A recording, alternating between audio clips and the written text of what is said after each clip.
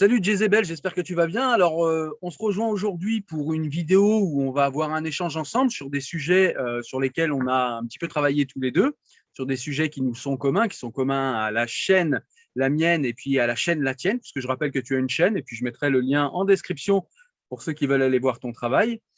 Donc du coup, je vais introduire rapidement, avant de te laisser parler de Jezebel, je vais introduire rapidement le menu pour que ceux qui nous regardent sachent de quoi on va parler. Donc aujourd'hui, on va parler des propos de Kawtar Archi, cette sociologue, enfin moi j'appelle ça une sociologiste, mais cette sociologue qui nous explique que la laïcité française a été dévoyée et qui en fait une interprétation un peu étrange de mon point de vue, mais bon, je développerai. On va parler également du débat entre Mélenchon et Zemmour, et puis peut-être que je ferai une petite incise sur le débat du coup Zemmour-Onfray qui est un petit peu connexe. On va parler également de la candidate Sandrine Rousseau, qui est intéressante à plusieurs points de vue. On va parler également de la condamnation pour racisme, enfin, de Taha Bounaf. On n'y croyait plus, je crois, tout ça. Et on va voir un petit peu ce que ça veut dire, ce que ça veut dire en fait dans l'appréhension de la société par rapport au racisme. On se rend compte qu'on peut être. Bref, je ne vais pas déflorer le sujet maintenant. On va parler du voile islamique, mais dans le contexte en fait afghan, et voir un petit peu eh bien, ce qu'on pense de cette histoire de femmes afghanes qui sont maintenant contraintes de se voiler. D'ailleurs, est-ce qu'elles ont déjà été libres de ne plus se voiler? Ça va être l'objet de notre échange. Et puis, en dernier sujet, on va parler de ce fameux imam qui a été relaxé après avoir tenu des propos antisémites dans une mosquée lors d'un prêche. Et en fait, il a été relaxé. Alors moi, j'ai regardé, tu nous diras toi plus précisément, pardon, mais rapidement, apparemment, on disait que, voilà, en gros, il faisait que citer ce qu'il y avait dans le Coran. Donc, en gros, voilà, il n'a pas fait exprès, il fait que relayer ce qu'il y a dans le Coran. Du coup, c'est pas sa faute. Il n'est pas antisémite, c'est le Coran qui l'est pour lui. Bref, on en parlera. Donc, je te laisse te représenter peut-être, hein, même s'ils commencent à te connaître, les gens qui nous suivent ici. Et puis peut-être ensuite enchaîner sur les propos de Kawtar Archi, Jezebel. Bonjour et merci. Bonjour, merci beaucoup pour cette introduction, merci beaucoup pour l'invitation encore. Alors, effectivement, j'ai une chaîne qui s'appelle Jezebel TV. Que vous dire à part que c'est une chaîne qui reprend un petit peu certaines idéologies pour les déconstruire, notamment les idéologies que l'on voit beaucoup à gauche aujourd'hui, gauche et extrême gauche, notamment tout ce qui est wokisme, féminisme, enfin néo-féminisme, néo-antiracisme, etc. Et que je les déconstruis un petit peu. Donc voilà, n'hésitez pas à y aller si ça vous intéresse. Pour passer tout de suite sur les propos de Kawtar Archi. La sociologue Kawtar Archi, elle était donc face à Blanquer il y a quelques semaines dans l'émission C'est politique, et je précise que M. Blanquer n'a pas été d'une qualité extraordinaire pour quelqu'un qui est quand même censé connaître un peu la laïcité. Kawtar Archi nous explique qu'il y a eu une transformation de la laïcité dans les années 80 et que celle-ci serait devenue raciste et stigmatisante, notamment à l'encontre des musulmans, puisque qui dit années 80 dit avènement de revendications concernant le voile notamment. On se souvient par exemple de l'affaire de Creil, donc c'était des jeunes filles qui revendiquaient le droit de porter un voile à l'école, et ça a donné lieu à la loi de 2004 sur l'interdiction des signes religieux ostentatoires à l'école. Or, les propos de Kawtar Archi sont non seulement faux, mais résultent d'un travail très précis de Takia. Et ça, j'avais Alors, ce envie qu'on de... va faire, c'est qu'on va peut-être, excuse-moi, je te coupe juste une fois, c'est peut-être pour passer ces propos pour que les gens sachent de quoi on parle. Donc, on va regarder ces propos et puis on revient tout de suite après pour vous expliquer ce qu'il en est avec Jezebel. À tout de suite. Crée du conflit dès qu'on parle de laïcité. Kawtar Je Archi, s'il voudrais vous aussi plaît. qu'on replace peut-être cette campagne et puis la question de la laïcité de manière plus générale aussi dans un contexte historique, donc sans revenir ici sur les grandes périodes. Mais ce qu'on remarque de manière très claire depuis à peu près le début des années 1980 et puis c'est allé en s'accentuant, c'est que la laïcité s'est transformée. Il y a des laïcités. Il y a un usage particulier de la laïcité qui me semble être de plus en plus problématique. La laïcité, on pourrait dire d'une manière très générale, c'est l'idée que l'État est neutre. L'État n'intervient pas sur la question de l'existence ou de l'inexistence de Dieu. Or, progressivement, et ça s'explique au regard de certaines stratégies politiques et autres, on est passé de la neutralité de l'État à la volonté de l'État de neutraliser certaines populations et un certain type de public scolaire. Et ça, je crois que c'est quelque chose dont vous devez être conscient, c'est-à-dire que la laïcité qui est défendue, elle est normalement défendue, si on est fidèle à l'esprit de la loi 1905, dans l'idée de préserver et de prévenir l'espace public des troubles qui peuvent y survenir. Or, la laïcité telle qu'elle se développe actuellement et telle qu'elle est défendue, elle n'est plus dans cet esprit de prévenir les troubles publics. Elle considère qu'il existe dans l'espace public des individus ou des comportements qui sont essentiellement, qui sont en eux-mêmes déjà des troubles, sans que l'ordre public ne soit lui-même perturbé. Donc je pense que c'est extrêmement important de faire attention à ce que le public scolaire perçu comme musulman ou perçu comme immigré ne soit pas constamment, voire ne soit même jamais la cible, puisque cela, encore une fois, crée des formes de racisme et des formes de stigmatisation et des formes d'inégalité très fortes.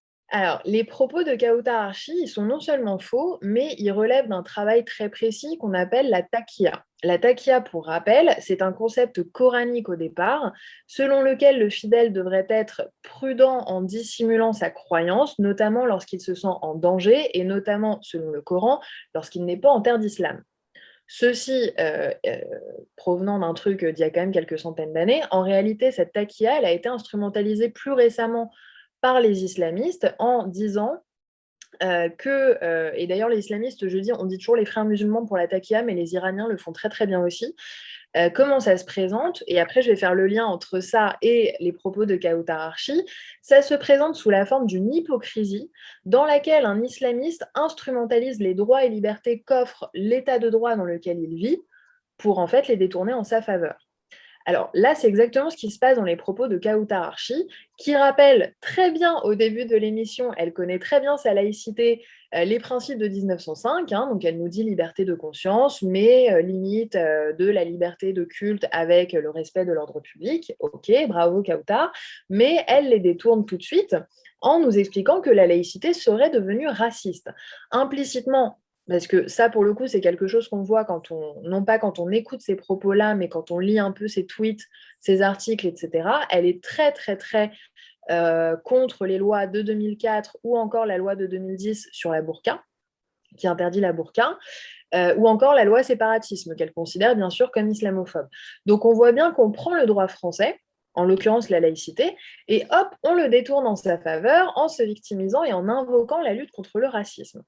Et Kautar Archi est d'ailleurs très utilisatrice de cette notion d'islamophobie, qui elle-même est un instrument de la taqiyya, puisque, en fait, c'est une imposture, hein, puisqu'elle confond volontairement critique de l'islam et haine des musulmans, ce qui est quand même pas tout à fait pareil. Et donc, c'est pourquoi je parlais de taqiyya au départ, c'est parce que ces gens dissimulent leur idéologie islamiste en faisant croire qu'ils respectent les droits et libertés offerts par la France, en l'occurrence la laïcité. Or, la réalité, c'est qu'ils instrumentalisent ces droits et ces libertés en leur faveur. Et c'est pour ça qu'on les retrouve énormément dans les milieux antiracistes, où ils vont instrumentaliser la laïcité. C'est le cas de Kautar Archi, c'est le cas du grand fameux Marwan Mohamed pour le CCIF, mais aussi dans les milieux néo-féministes, où désormais on nous dit que le voile serait une émancipation du corps de la femme, ce qui est quand même un comble. On instrumentalise donc les valeurs d'un État de droit en faveur d'idées islamistes, soit parce qu'on est islamiste soi-même, soit, et c'est le plus souvent le cas, et c'est probablement le cas d'une Kautar Archi, parce qu'on en est l'idiot utile. Et sur la laïcité plus précisément, les adeptes de la taqiyya, ils vont constamment, c'est ce que fait Kautar Archi, invoquer la loi de 1905 pour critiquer le soi-disant racisme des musulmans, anti-musulmans, pardon, et dénaturer en réalité le concept de laïcité. Parce qu'après avoir invoqué 1905, que fait Kautar Archi? Elle va critiquer la soi-disant instrumentalisation politique de cette laïcité, c'est-à-dire des lois, les lois de 2004 sur les signes religieux à l'école. On lit la loi, il n'y a pas plus égalitaire, ça concerne tous les enfants, il n'est jamais sujet d'islam, il est sujet d'égalité dans l'enceinte de l'école, ce qui me semble être un peu quand même le principal objet de l'école de la République, et la loi de 2010 sur l'interdiction de la burqa. Or, ces deux lois elles sont en réalité assez respectueuses de la laïcité. Elles l'adaptent un petit peu, elles adressent des problèmes, enfin, elles adressent des problématiques nouvelles, surtout que ne traite pas 1905. Mais en réalité, elles respectent le concept de laïcité puisqu'elles n'entravent à aucun moment la liberté de conscience, mais elles viennent effectivement limiter la liberté de culte pour respecter l'ordre public. L'ordre public, par exemple, dans le cas de la burqa, c'est l'égalité homme-femme et la sécurité dans l'espace public, ou ça va être l'égalité dans l'enceinte de l'école pour la loi de 2004. Et pourquoi ces lois, mais on en discutera du coup un peu après, mais pourquoi ces lois principalement les énervent, enfin spécifiquement les énervent? Parce que le voile, on y revient toujours, c'est l'instrument moteur principal de la taqiyya. Donc voilà, je voulais juste rappeler ce lien entre taqiyya et certains propos et des propos de certaines personnes comme Kautar Archi, parce que c'est très... Enfin, moi, quand j'ai vu cette vidéo, ça m'a un peu sauté aux yeux. J'étais, mais encore une qui instrumentalise, enfin, qui invoque les lois de notre belle République, etc., pour en fait les instrumentaliser en la faveur d'idéologies très douteuses. Voilà. C'est vrai. Alors, ce que je voudrais faire, moi, si tu as terminé, c'est peut-être dire ce que j'aurais voulu entendre de la bouche du ministre de l'Éducation, qui est censé être le premier relais de ce qu'est la laïcité française, une laïcité, rappelons-le, qui est mondialement spécifique. Parce que quand on a grandi, vécu et qu'on est resté en France, on a l'impression que tout ça est normal et qu'on n'a pas à y réfléchir. Sauf que ça reste une exception mondiale et il faut bien s'en rappeler. Alors, j'aimerais rappeler déjà que la laïcité, la plupart des historiens, même s'il y a débat, s'accordent au fait que eh bien, cette laïcité est née il y a à peu près 500 ans sous les mots de Montaigne et que la laïcité française est le fruit de 500 ans de laïcisation ininterrompue de la France. Pourquoi j'insiste sur cette ininterruption de la laïcité? C'est que la laïcité, contrairement à ce que voudraient certains islamistes et contrairement à ce que semblent croire certains politiques, elle ne se limite absolument pas à la loi de 1905 et la laïcité n'est absolument jamais figée. Comme tu le disais justement, nouvelle problématique, nouvelle loi. Parce que justement, la laïcité est un esprit. C'est ça qui est difficile, c'est que la laïcité est un esprit qui effectivement donne des lois, c'est-à-dire qu'on a des lois qui sont issues de cet esprit laïque, mais la loi de 1905, qui ne contient d'ailleurs pas une seule fois dans son corpus textuel le mot laïcité, ne saurait en fait dire tout de la laïcité.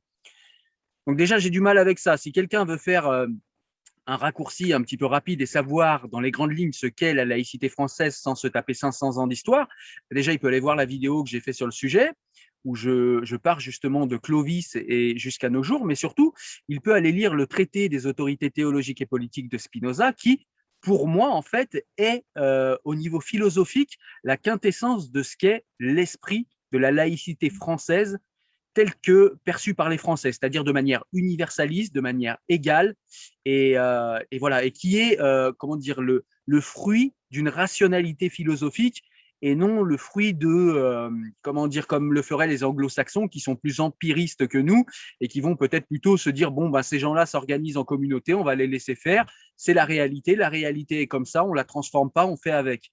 Nous, Français, on a plus tendance dans notre philosophie à être des rationalistes, c'est-à-dire qu'on part des idées de ce que devrait être le monde et on va essayer de faire en sorte que le monde colle à ces idées. Évidemment, pas en niant la réalité, en prenant, comment dire, en tenant compte de la réalité, mais on va essayer de modifier les choses pour que ça corresponde à un idéal. Et l'idéal laïque français est le fruit de 500 ans d'histoire. Donc, pour résumer, ce que je voulais dire, c'est que, évidemment, la laïcité est un esprit qui donne des lois, mais qui ne s'y réduit pas. Donc, il est important de connaître l'esprit de la laïcité, donc l'histoire du pays dans lequel on vit, et peut-être, comme je l'ai dit, pour aller vite, lire le traité des autorités théologiques et politiques de Spinoza pour savoir rapidement ce qu'est la laïcité et sur quelle base philosophique, et même sur quelle base juridique, ou en tout cas des bases de philosophie politique, je vais être plus prudent, et sur quelle base de philosophie politique elle se base. Et aussi de rappeler que, eh bien, effectivement, la laïcité est un mouvement ininterrompu. Et il n'y a aucune raison pour que ce mouvement s'arrête maintenant et qu'on reparte toujours à la loi de 1905 parce que, eh bien, c'est pratique pour tout le monde d'aller dans les insuffisances de 1905 qui s'appliquent à une époque où, eh bien, il n'y avait pas ou peu de musulmans sur le territoire. Et donc, du coup, eh bien, on n'avait pas de problématique par rapport aux musulmans. Parce qu'avec ce phénomène de taqiya, comme tu le dis, moins ils sont nombreux, plus ils grugent. Et forcément, à l'époque, ils étaient très, très peu en France, quelques centaines. Et donc, du coup, on n'avait absolument pas ce problème. Donc, problématique nouvelle, effectivement, loi nouvelle. Voilà, je voulais juste dire ça sur ce sujet. Et peut-être se rappeler que la sociologie est une science molle. Ça n'enlève rien à la sociologie, mais ça veut simplement dire, comme le disait Durkheim, qui est peut-être le papa de la sociologie moderne, si on n'a pas une méthode qui est rigoureuse, eh bien, on raconte vite n'importe quoi avec la sociologie parce qu'il n'y a aucun moyen, en tout cas de moyen factuel comme en mathématiques, de vérifier que ce qu'on sort et que ce qu'on analyse est faux. Ou alors, il faut faire une analyse assez longue. Voilà. Mais Est-ce que tu avais d'autres choses à rajouter? je rebondis juste sur quelque chose que tu as dit qui est très vrai. Et là, en l'occurrence, je vais plus faire ma juriste. Sur le fait que la laïcité n'est pas figée. Ça, c'est vraiment très intéressant parce que c'est quelque chose qui est très mal compris. Effectivement, on parle toujours de 1905, mais même en dehors de 1905, il y a un concept qui est probablement l'un des plus compliqués à définir en droit et qui est très important dans la laïcité, c'est l'ordre public. Pourquoi est-ce que cet ordre public est très difficile à définir? Parce qu'à peu près une fois par an, j'exagère, allez, une fois toutes les quelques années depuis à peu près un siècle, la jurisprudence et notamment le Conseil d'État, le Conseil constitutionnel en donnent constamment des nouvelles définitions. L'ordre public, c'est quelque chose qui a l'air très vague comme ça. En réalité, on est passé par l'ordre public, c'est la sécurité, mais c'est aussi la sanité publique. C'est le cas, par exemple, du Covid. L'état d'urgence est justifié par la sanité publique. Bon, voilà. Ça peut être l'égalité homme-femme, ça peut être la liberté d'entreprendre, ça peut être 36 000 choses. Et probablement, dans un siècle, l'ordre public aura encore beaucoup évolué. Donc là-dessus, effectivement, le droit évolue énormément. La laïcité n'est pas figée. Et un peu sur le même sujet, quand tu disais qu'il y a encore un siècle, il n'y avait pas autant de musulmans en France, ça c'est très important parce que on nous explique, les adeptes justement de la taqiyya aiment beaucoup nous expliquer que oui, mais on vise le culte musulman. La laïcité n'a jamais empêché, et notamment la loi de 1905, là pour le coup, n'a jamais empêché que la loi vise spécifiquement un culte en réalité. Il n'y a pas du tout de... La preuve étant la loi de 1905, mais encore faudrait-il la lire, elle vise très expressément les évêchés, les archevêques, les cloches, les églises, et personne ne trouve rien à y redire. Et par ailleurs, les lois de 2004-2010 et la loi séparatisme ne citent jamais l'islam, mais elles auraient tout à fait pu le faire. Elles auraient pu citer islamisme, elles auraient pu citer le mot mosquée, comme elles auraient pu citer le mot synagogue, ou voile, ou Torah, ou peu importe. Ça s'appelle la police des cultes. Alors, je crois que j'ai écrit ça, j'ai eu des commentaires. Quoi, la police des cultes en France? Oui, c'est un paragraphe de la loi de 1905. C'est géré par le ministère de l'Intérieur. Il n'y a absolument aucune raison d'être choqué là-dessus. Ça existe depuis plus d'un siècle. D'ailleurs, je Donc voilà. voudrais juste placer une petite parenthèse, excuse-moi, parce que ça va directement avec ce que tu dis, c'est que Kautar Archi, je l'écoute, nous dit que eh bien, l'État est censé être neutre par rapport aux religions. Alors ça, c'est en Belgique, en fait, parce qu'en France, l'État n'est pas censé être neutre, l'État est censé neutraliser les religions. Donc, il est tout sauf neutre, en fait. Il ne reconnaît aucune religion, mais il n'en ignore aucune. Et ça, c'est Exactement. quelque chose qui est très mal compris, effectivement. Il n'y a pas de religion d'État, il n'y a pas de reconnaissance d'une quelconque religion ou de plusieurs religions, mais l'État a un rôle de contrôle des cultes. Voilà. Ça peut paraître choquant quand on est adepte de la laïcité à l'américaine, qui n'en est pas une, où absolument tout est permis, mais en France, c'est comme ça. Et c'est ce qui permet, par ailleurs, il faut le préciser, quand même, la liberté de tous aussi. Voilà. Ben, on est complètement d'accord sur ce sujet et eh bien, on terminera comme ça sur cet accord. Mais c'est rare en fait, je le note parce que c'est tellement rare. La plupart des gens ne connaissent pas ce concept, les lois qui y sont affiliées et ne regardent pas les choses dans les détails. Alors toi, tu as une formation de juriste, ce qui peut-être te pousse à aller voir dans les détails de ce côté-là, mais je vois que tu ne restes pas non plus sur le corpus légaliste, tu vas aussi voir au niveau philosophique ce qu'il y a derrière et ça, c'est intéressant. Allez, on va passer au débat Mélenchon-Zemmour. Alors, le débat Mélenchon-Zemmour, qu'est-ce que j'en ai pensé? Le débat Mélenchon-Zemmour, qu'est-ce que j'ai vu quand j'ai regardé le débat Mélenchon-Zemmour? J'ai eu l'impression d'être sur Twitter quand il y a des personnes qui sont dans un antagonisme irréconciliable. J'ai eu l'impression d'être chez Hanouna quand il invite des extrêmes opposés également. C'est-à-dire qu'on a des gens qui ne peuvent pas se parler, en fait, qui ne peuvent pas se parler parce qu'ils ne se comprennent pas et ne parlent pas la même langue. Il y en a un qui, en l'occurrence Mélenchon, qui souhaite la créolisation, nous dit-il, de la société. Créolisation qui est un concept qu'il a pris chez un auteur dont j'ai zappé le nom, que je dois lire. Je vous mettrai le nom ici en haut. Mais voilà, c'est un concept à l'américaine, en fait. Il s'est simplement laissé, je pense, noyauté dans son parti par beaucoup d'indigénistes, beaucoup d'islamistes également. Et il s'est laissé infléchir, Mélenchon, qui en 2017 était un républicain universaliste, qui était même contre le voile. Comme le disait Zemmour, je vais reprendre une de ses vannes parce qu'elle est tellement vraie, Mélenchon a trahi Mélenchon. Et donc, c'est vrai que eh bien, Mélenchon est fidèle à lui-même, communautarisme. Mélenchon n'est pas, comment dire, n'est pas cohérent avec ses positions républicaines. Il n'est pas cohérent avec l'universalisme français, lui qui se réclame toujours de l'histoire et qui se réclame toujours en plus de la Révolution. J'ai un petit peu du mal à comprendre comment il arrive de la Révolution aux indigénistes, comment il peut adorer Robespierre et adorer Obono. C'est quelque chose que j'arrive pas à comprendre. Il a même dit qu'il était la République. Ouais, monsieur est la République. Donc, Voilà. ouais, en plus, il est en roue libre, vraiment. Il a pris la grosse tête depuis qu'il est député, c'est infernal. On voit là l'ego qui a. Alors, parfois, on sent chez les politiques l'ego qui gonfle. Lui, il a complètement explosé l'ego. Donc, voilà, il est le reflet de cette gauche que je ne représente pas, bien que étant de gauche, moi, je ne l'ai jamais caché. J'aime bien dire d'où je parle parce que ça permet, selon moi, d'être plus honnête, contrairement à ceux qui prétendent à l'objectivité et qui sont tout sauf objectifs, puisque personne ne peut être totalement objectif. Et le faire croire, c'est encore plus malhonnête. Et donc, on va passer à Zemmour. Ben, Zemmour, en fait, il est fidèle à lui-même. C'est-à-dire que Zemmour, c'est un historien, c'est quelqu'un qui aime bien l'histoire. Donc, c'est quelqu'un qui va nous parler de la France, c'est quelqu'un qui va nous parler des grands moments de la France. Et du coup, ça fait, dans un pays où on nous a appris à chier sur le drapeau pendant des décennies et on nous a appris à haïr notre pays, ça fait du bien à beaucoup de gens. En plus, il pose certains diagnostics qui sont bons, sans phare. Et ça fait du bien à beaucoup de gens. Sauf que M. Zemmour, il fait une fixette avec l'islam. On l'a vu notamment quand Mélenchon a parlé d'économie.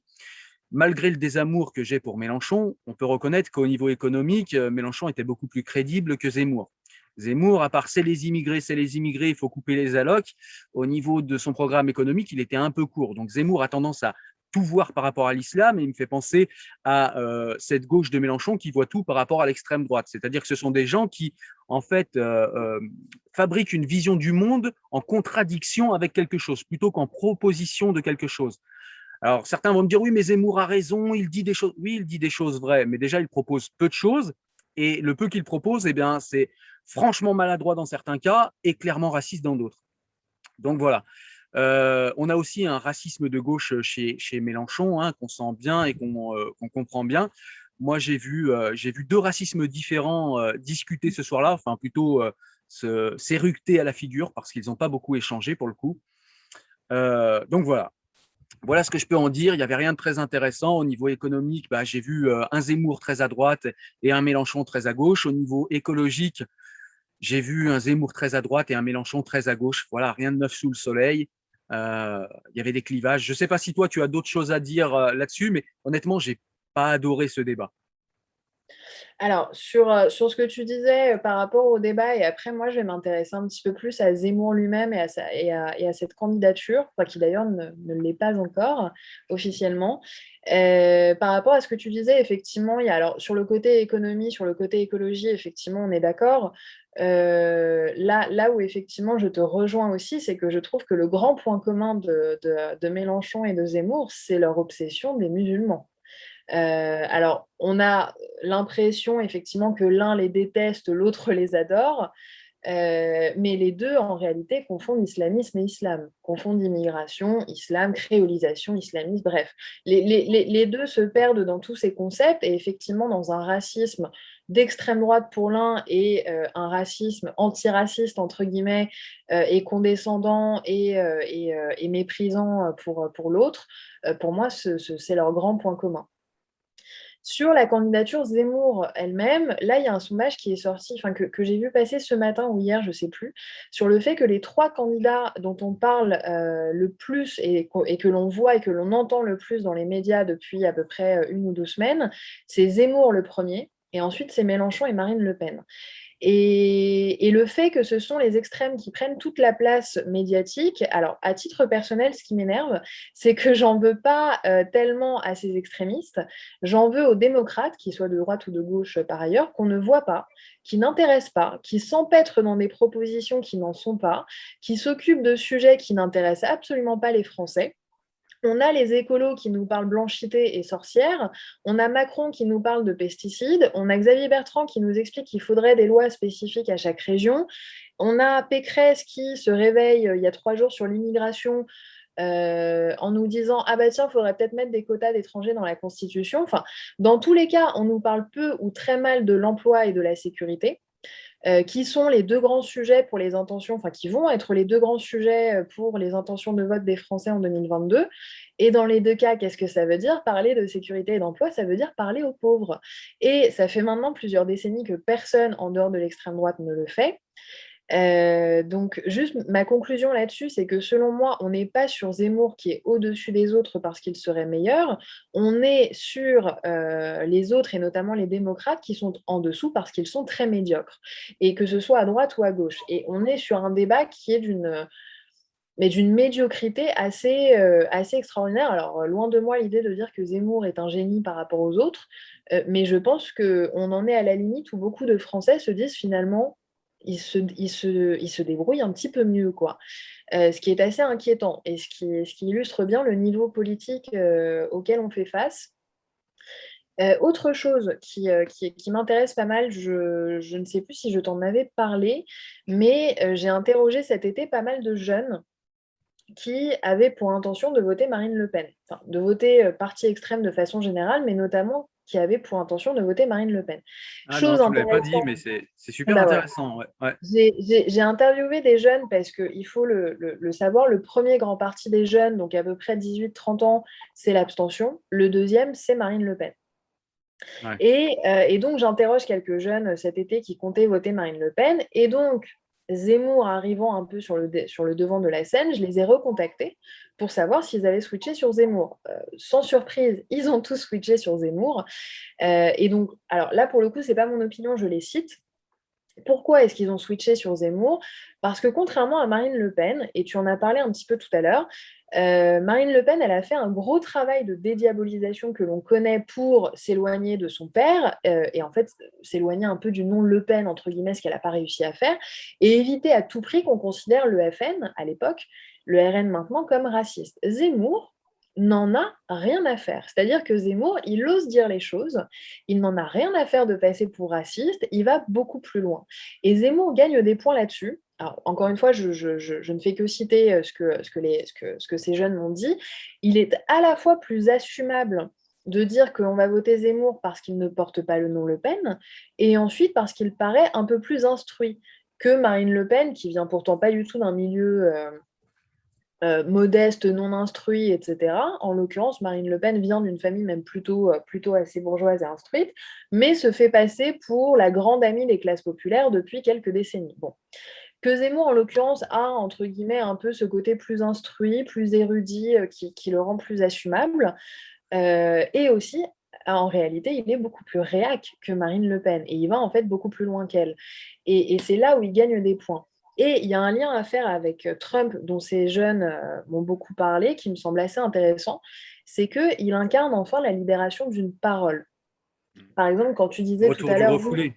oui, voilà, exactement. Quand tu disais tout à l'heure, oui, enfin, on a quelqu'un qui ne chie pas sur le drapeau français, qui ne chie pas sur la Marseillaise, qui respecte un tant soit peu la France, etc., puisque ça fait des décennies qu'on nous explique que être patriote et être raciste, c'est la même chose. Je pense qu'effectivement, Zemmour incarne la libération d'une parole. Il est encore une fois, hein, c'est ce qu'on m'a dit, et je pense qu'effectivement c'est le cas, il est une respiration dans cette société où on déboulonne des statuts. Ça c'est quelque chose qu'on m'a explicitement dit. Et donc, ce plébiscite pour Zemmour, c'est aussi quelque part, je pense qu'il n'y a pas que ça, mais il y a ce côté réaction au woke d'en face. Et ça, c'est quelque chose qu'on avait vu aussi avec Trump. Et cette réaction au woke d'en face, en fait, c'est les woke qui disent que, pareil, hein, ça, c'est des choses qu'on m'a dit, on m'a beaucoup parlé de masculinité, de crise de la masculinité, etc. Il y a une vraie réaction un peu masculiniste, ce qui est beaucoup Zemmour, parce que Zemmour a un discours très, très, très sexiste et masculiniste par ailleurs. Il y a tous ces woke en fait, qui disent que, entre guillemets, les hommes ne sont plus des hommes, les femmes ne sont plus des femmes, et qu'il faut rouler en vélo électrique. J'exagère à peine, hein, mais c'est ce qu'on m'a dit, et qu'on ne peut plus rien dire. Et qu'en fait, il y a quelque part il y a cette radicalité un peu violente et méprisante d'un côté, qui alimente une radicalité de l'autre côté. Et alors, loin de moi l'idée de dire oui, c'est la gauche qui crée forcément l'extrême droite. Je pense qu'il y a une bonne base d'extrême droite quand même au départ, mais elle est alimentée à un moment par cette radicalité un peu méprisante de dire vous êtes un peu des merdes, vous comprenez rien, vous êtes un peu des pecnos d'extrême droite, on va vous expliquer comment la vie ça fonctionne, avec ce prisme de groupuscules parisiens, bourgeois, etc., de très bien pensants, etc. Et, euh, et typiquement, il y a un jeune qui m'a dit, je l'ai noté, il m'a dit, ils ne voulaient plus qu'on s'exprime, et ben ils ont gagné, on va faire exactement l'inverse et on va porter au pouvoir leur ennemi juré. Et je pense que ça, c'est quelque chose qui est très... c'est pas le seul à le penser, ils m'ont littéralement tous dit ça. Et je pense que... Et je pense qu'il y a une vraie responsabilité aussi de déjà de cette ancienne gauche qui a laissé un peu, et d'ailleurs de la droite aussi, hein, qui a laissé certains sujets uniquement à l'extrême droite, et de cette gauche aussi décoloniale qui ne, comment dire, qui ne s'adresse absolument plus aux pauvres, mais qui ne s'adresse plus aux classes, mais aux races, en gros. Voilà. C'est ça, et je voulais moi aussi parler de deux points qui vont prolonger ta réflexion. Le premier, c'est que Zemmour est tout ce que tu dis et j'en suis d'accord. Mais Zemmour a quelque chose que beaucoup d'autres ne portent plus, en l'occurrence ceux qu'on appelle les démocrates de tous les côtés. C'est que Zemmour, il a une vision. On l'aime ou on la déteste, sa vision. Mais il a une vision pour la France et il aime la France et il a envie qu'elle survive. Et il nous dit comment. Alors, évidemment, des gens de gauche comme moi ne peuvent pas être d'accord avec lui, mais ça parle à des gens qui... enfin, on a l'impression, si tu veux, que les gens de la classe politique, les bourgeois, ce sont des gens en fait qui sont maintenant des apatrides, un peu, je vais prendre une caricature, mais un peu Monsieur Attali. J'ai rien contre lui, il a écrit des livres qui sont intéressants, mais il est le symbole de cette France apatride qui se fout du pays, qui veut vivre la mondialisation heureuse, pour qui le nationalisme est la lèpre et aimer son pays c'est la lèpre. Il faut aimer le monde entier, embrasser le libre échange à tout va, etc. Et c'est ce qu'on voit chez les démocrates, je trouve. Et Zemmour, lui, a une vision à long terme. Il a déjà un fort ancrage intellectuel dans le passé, ce qui lui donne une vision. Alors tout ça est biaisé, évidemment. Hein. Tout ça est biaisé par ses obsessions dont on a parlé et par sa vision du monde. Tout ça est biaisé par aussi la vision qu'il a des musulmans. Mais n'empêche qu'il a quand même une préhension du passé qui est assez érudite.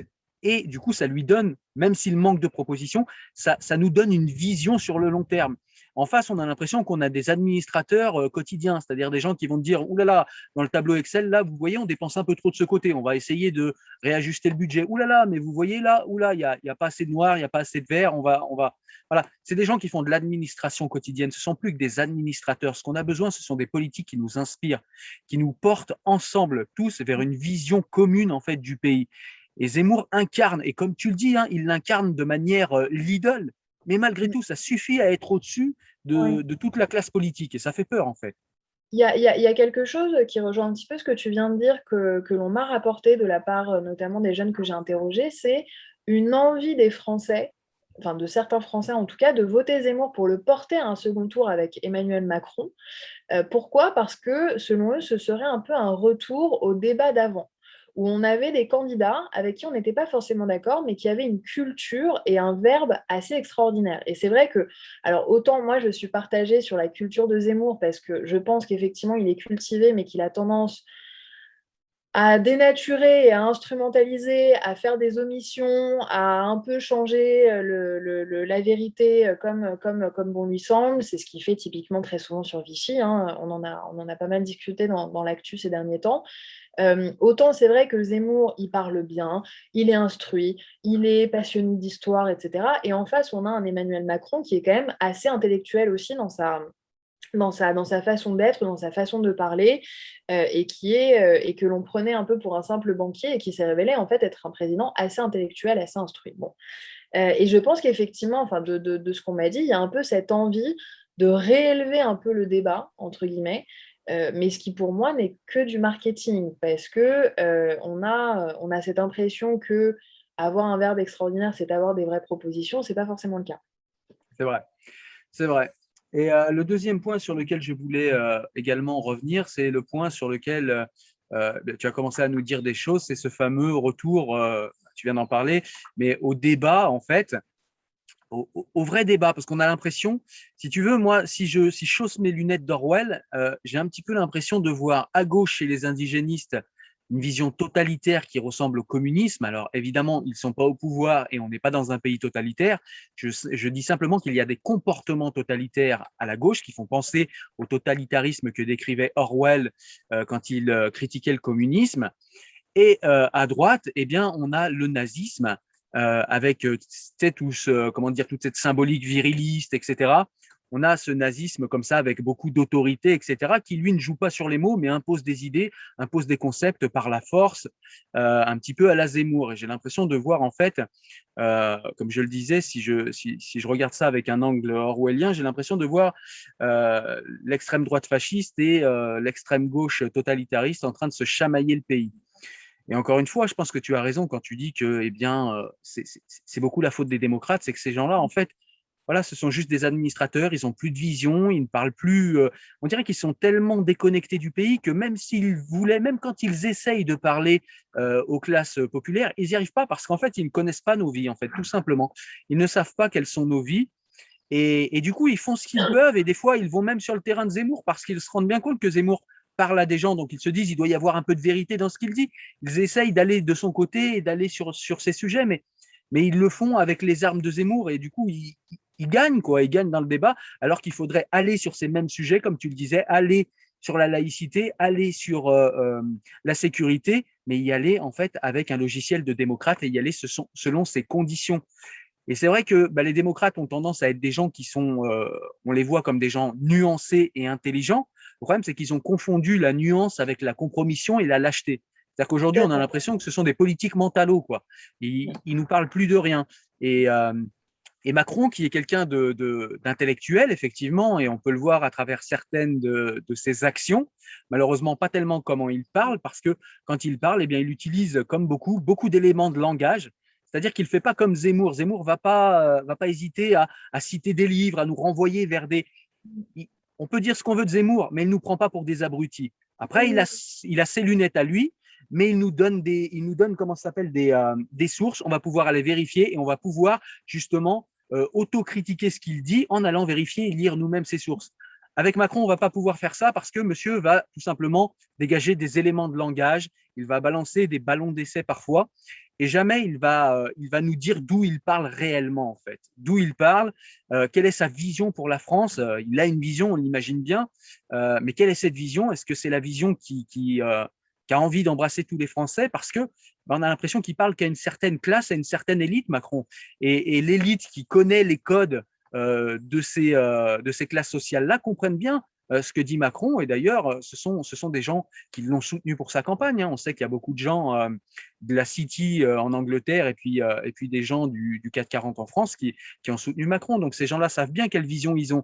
Et le problème, c'est qu'on a l'impression qu'il y a une scission entre cette vision qu'ont les élites de la France et la vision qu'ont les peuples qui sont, eux, ancrés dans une géographie, ancrés dans des racines culturelles, qui ont une vision différente de la France. Et on n'a pas une personne qui essaye avec ces deux visions différentes, de faire quelque chose qui pourrait nous être commun. Voilà. Je ne sais pas si je suis très clair, mais c'est comme ça que je vois les choses. Voilà. Eh bien, écoute, on va peut-être passer à Sandrine Rousseau, la candidate écologiste, la candidate malheureuse écologiste. Je te laisse en parler. Alors, tu parlais de totalitarisme indigéniste. Tu vas voir que nous avons la même opinion sur cette question et que Sandrine Rousseau en est la parfaite illustration selon moi. Effectivement, donc pour moi, Sandrine Rousseau, elle est cette très bonne illustration des combats intersectionnels d'abord et de leurs limites, puisqu'en tant que bonne intersectionnelle, elle sépare la totalité du monde en deux.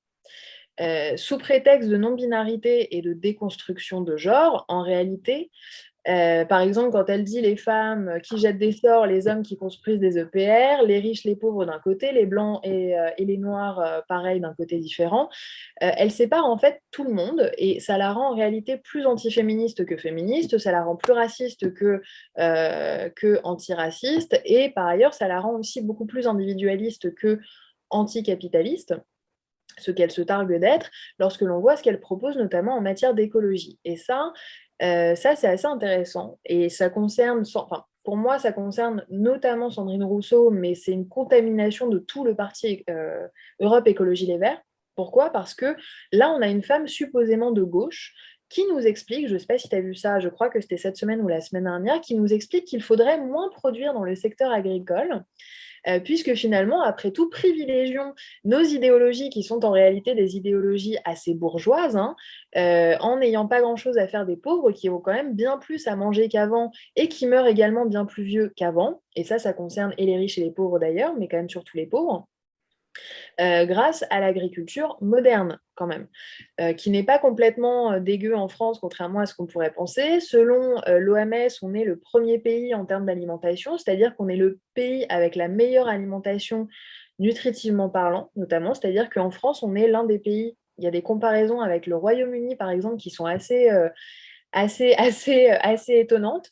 La France, par exemple, c'est le premier pays dans l'Union européenne, et même, je crois, dans le monde occidental, si je ne me trompe pas, parce qu'à mon avis, les États-Unis, c'est quand même pas tout à fait pareil, avec le moins de maladies dues à l'alimentation. C'est-à-dire qu'on a le moins d'empoisonnement dû à une mauvaise alimentation ou à des produits ou à des mauvais produits dans nos assiettes. Pourquoi est-ce que je dis ça? Parce que les gens comme Sandrine Rousseau et comme la plupart des gens en réalité dans le parti écologie ne sont plus de gauche, en réalité, ils en ont strictement rien à faire de, entre guillemets, nourrir la planète, du moment que eux, ils ont leur tomate bio. Pardon, j'exagère un peu, mais à moitié, hein, parce que c'est quand même un peu leur discours, on en a un peu rien à faire des autres. Et pourquoi est-ce que je parlais de totalitarisme au départ? Parce que ce côté individualiste, ce côté anti-progrès et donc en réalité anti-humaniste, il est très propre aux totalitaires. Pourquoi? Parce que les totalitaires, c'est le point commun entre tous les régimes totalitaires que le monde a vu naître, que ce soit le nazisme, que ce soit l'Union soviétique, que ce soit le maoïsme, l'islamisme, etc. On place l'idéologie avant l'humain. Et c'est ce que Sandrine Rousseau fait constamment. Et c'est même plus globalement ce que fait le Parti Europe Écologie Les Verts constamment. Voilà. Ouais, c'est vrai. Après, elle a des prises de position comme le fait que son mari soit déconstruit. On ne sait pas bien ce que ça veut dire. Enfin, voilà, c'est des problèmes. Je veux dire, même sans juger en fait de la pertinence ou pas de ce genre d'ineptie, parce que pour moi, ce sont des inepties. Je veux dire, le gars qui habite dans le 93 et qui a du mal à trouver un taf, il s'en fout de ton mari soit déconstruit. Lui, il veut manger, il veut survivre. Et c'est vrai que, alors je ne vais pas forcément parler de Sandrine Rousseau particulièrement, mais ce qui est connexe à tous nos sujets depuis le départ, c'est qu'on a l'impression qu'en fait, la lutte des classes, en fait, ou même simplement la préhension des classes, complètement disparu, en fait. Voilà, ça a été remplacé justement par cette fameuse préhension raciale et cette lutte des races. C'est-à-dire qu'aujourd'hui, on a des gens qui nous expliquent que parce qu'ils s'appellent Rokhaya Diallo, ils peuvent parler pour les quartiers. Mais Rokhaya Diallo, moi, j'y ai grandi en quartier. Tu ne parles pas pour moi et tu ne parles pas pour mes amis de la même couleur que toi qui sont autour de moi. Ils ne veulent pas savoir ce que tu racontes. Ils s'en foutent de tes bêtises, en fait. Parce que ce qui nous intéresse, nous, c'est de savoir comment on va s'affranchir de notre classe. On nous dit sans arrêt que l'ascenseur social est cassé, mais pour le réparer, il faudrait peut-être déjà comprendre qu'il y a plusieurs étages et que du coup, il faut qu'on le répare, cet ascenseur. Et là, on a l'impression qu'on nous explique que eh bien, si on est tous égalitaires au niveau des couleurs, on sera tous égalitaires. C'est faux. C'est faux. Moi, j'ai plus en commun avec Mamadou qui vit dans le 93 qu'avec, je sais pas, qu'avec Emmanuel Macron dans son microcosme. Donc voilà, c'est vraiment cette vision que j'aimerais revoir apparaître dans le débat politique, parce qu'on ne le voit plus. Moi, j'ai vécu un truc, je vais te prendre un exemple, je vais te raconter ça rapidement, parce que c'est quelque chose de personnel que j'ai vécu et qui illustre bien en fait mon propos. C'est une fois, en fait, si tu veux, mon épouse a appelé un dentiste, et comme j'étais en train de reprendre des études et que j'ai passé mon bac à 39 ans, ça fera rire certains, mais voilà, hein, moi j'ai grandi en foyer, je suis pas Rokhaya Diallo, j'ai pas été dans les universités américaines. À 17 ans, je devais travailler pour me nourrir et j'étais émancipé, donc majeur, bref. Et donc, du coup, eh bien, le temps de passer ses études, ma famille et moi avons eu le droit à l'aide à la mutualisation. C'est-à-dire que l'État nous donne une somme d'argent pour l'année et ça nous réduit nos mensualités au niveau de l'assurance de la mutuelle, pardon, pour la famille. Donc, ma femme appelle un dentiste et le dentiste lui demande si elle a la CMU, elle dit non. Il lui demande si elle a l'aide à la mutualisation, elle dit oui. Et là, la secrétaire dit bah, je n'ai pas de rendez-vous. Je rentre des cours, ma femme m'explique ça. Je me rends assez vite compte de ce qui se passe, je les rappelle. Je demande s'il y a un rendez-vous pour ma fille. Je n'explique pas que voilà, ma femme a appelé dans la journée. Elle me demande si j'ai la CMU, je lui dis non. Elle me demande si j'ai l'aide à la mutualisation, je lui dis non. Elle me dit j'ai un rendez-vous pour demain. Je suis allé en furie là-bas et je suis quelqu'un de très apaisé, mais je garde des réflexes aussi d'une période de vie qui fait que j'ai failli soulever le dentiste. Il a appelé la police est venue, ils m'ont emmené au commissariat. Euh, on est allé là-bas, je leur explique ce qui se passe et je leur explique qu'il y a clairement discrimination sociale. Et là, ils me disent ouais, mais on est désolé, monsieur Chevreau, on ne prend pas des plaintes pour ça. J'ai dû envoyer une lettre au procureur pour qu'il prenne ma plainte. C'est-à-dire qu'en fait, on a dans cette société, pourquoi je raconte cette histoire personnelle, tout simplement pour montrer que, en fait, aujourd'hui, j'ai dit clairement à l'agent de police qui était en face de moi, si c'était une discrimination raciale, vous l'auriez prise la plainte. Il m'a dit oui, c'est vrai. Donc en gros, et il y avait, par chance, il y avait un journaliste du Progrès, un journaliste du journal de ma ville à côté de moi et qui a écouté les propos. Donc j'ai réussi à faire un petit article avec lui sur le sujet. Tout ça pour dire que eh bien, cette petite anecdote dit beaucoup de ce qui se passe dans ce pays. C'est-à-dire qu'aujourd'hui, on n'en a plus rien à faire des différentes classes sociales, des gens qui veulent s'émanciper de leur classe, qui veulent s'émanciper par le travail, qui veulent s'émanciper en faisant quelque chose pour leur pays. Aujourd'hui, on n'a plus qu'une vision racialiste de la société. Et c'est ce qui me fait très peur parce que on n'a pas l'air d'en sortir. Entre ceux qui sont voilà, comme les indigénistes dans un espèce d'antiracisme raciste et ceux qui sont comme Zemmour à voir des problèmes que par la religion ou la couleur, bah, c'est extrêmement paniquant parce que, selon moi, les vrais problèmes ne sont pas là. Les vrais problèmes resteront dans mon esprit des problèmes sociaux. Alors, on est complètement d'accord là-dessus et j'ajouterais même que, parce qu'on peut effectivement, contrairement à ce que certains pensent aujourd'hui, c'est pas parce on aimerait revenir sur les discriminations sociales qu'on efface les discriminations raciales qui sont effectivement des discriminations qui existent. Sauf que ces gens-là, et d'ailleurs discrimination raciale ou de genre, et justement, moi, j'aimerais bien parler de ça par rapport à Sandrine Rousseau et par rapport à toute cette gauche qui s'est complètement dévoyée sur ces combats, c'est qu'ils ne comprennent absolument plus ce qu'est la lutte antiraciste ou la lutte, par exemple, féministe. Et l'exemple typique de ça, c'est Sandrine Rousseau qui nous explique alors déjà, elle nous parle de blanchité constamment pour ce qui est de discrimination raciale, mais pour ce qui est de discrimination sexiste, pour le coup, elle nous dit que, donc c'est ce que je disais, elle préférait des femmes qui jettent des sorts à des hommes qui construisent des EPR.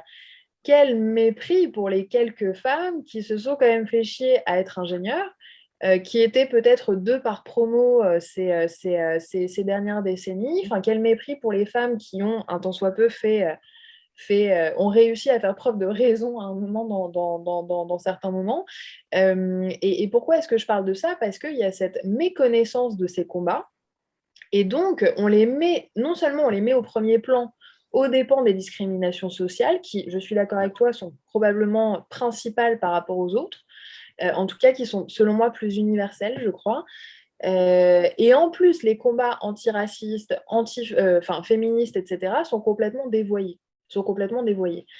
Pour revenir sur ce qu'elle a dit sur les femmes qui jettent des sorts, elle a une méconnaissance extraordinaire de ces femmes qui jettent des sorts. Donc, elle parle bien sûr des sorcières. Pourquoi est-ce qu'elle parle des sorcières? Les sorcières sont revenues beaucoup à la mode dans le sujet du féminisme ces dernières années, notamment avec le livre de Mona Chollet qui s'appelle Sorcière, et qui revient sur ces exactions qui ont été faites vis-à-vis de certaines femmes. Et là où Sandrine Rousseau n'a absolument rien compris, c'est que les sorcières n'étaient pas des femmes qui jetaient des sorts ou qui étaient dans une...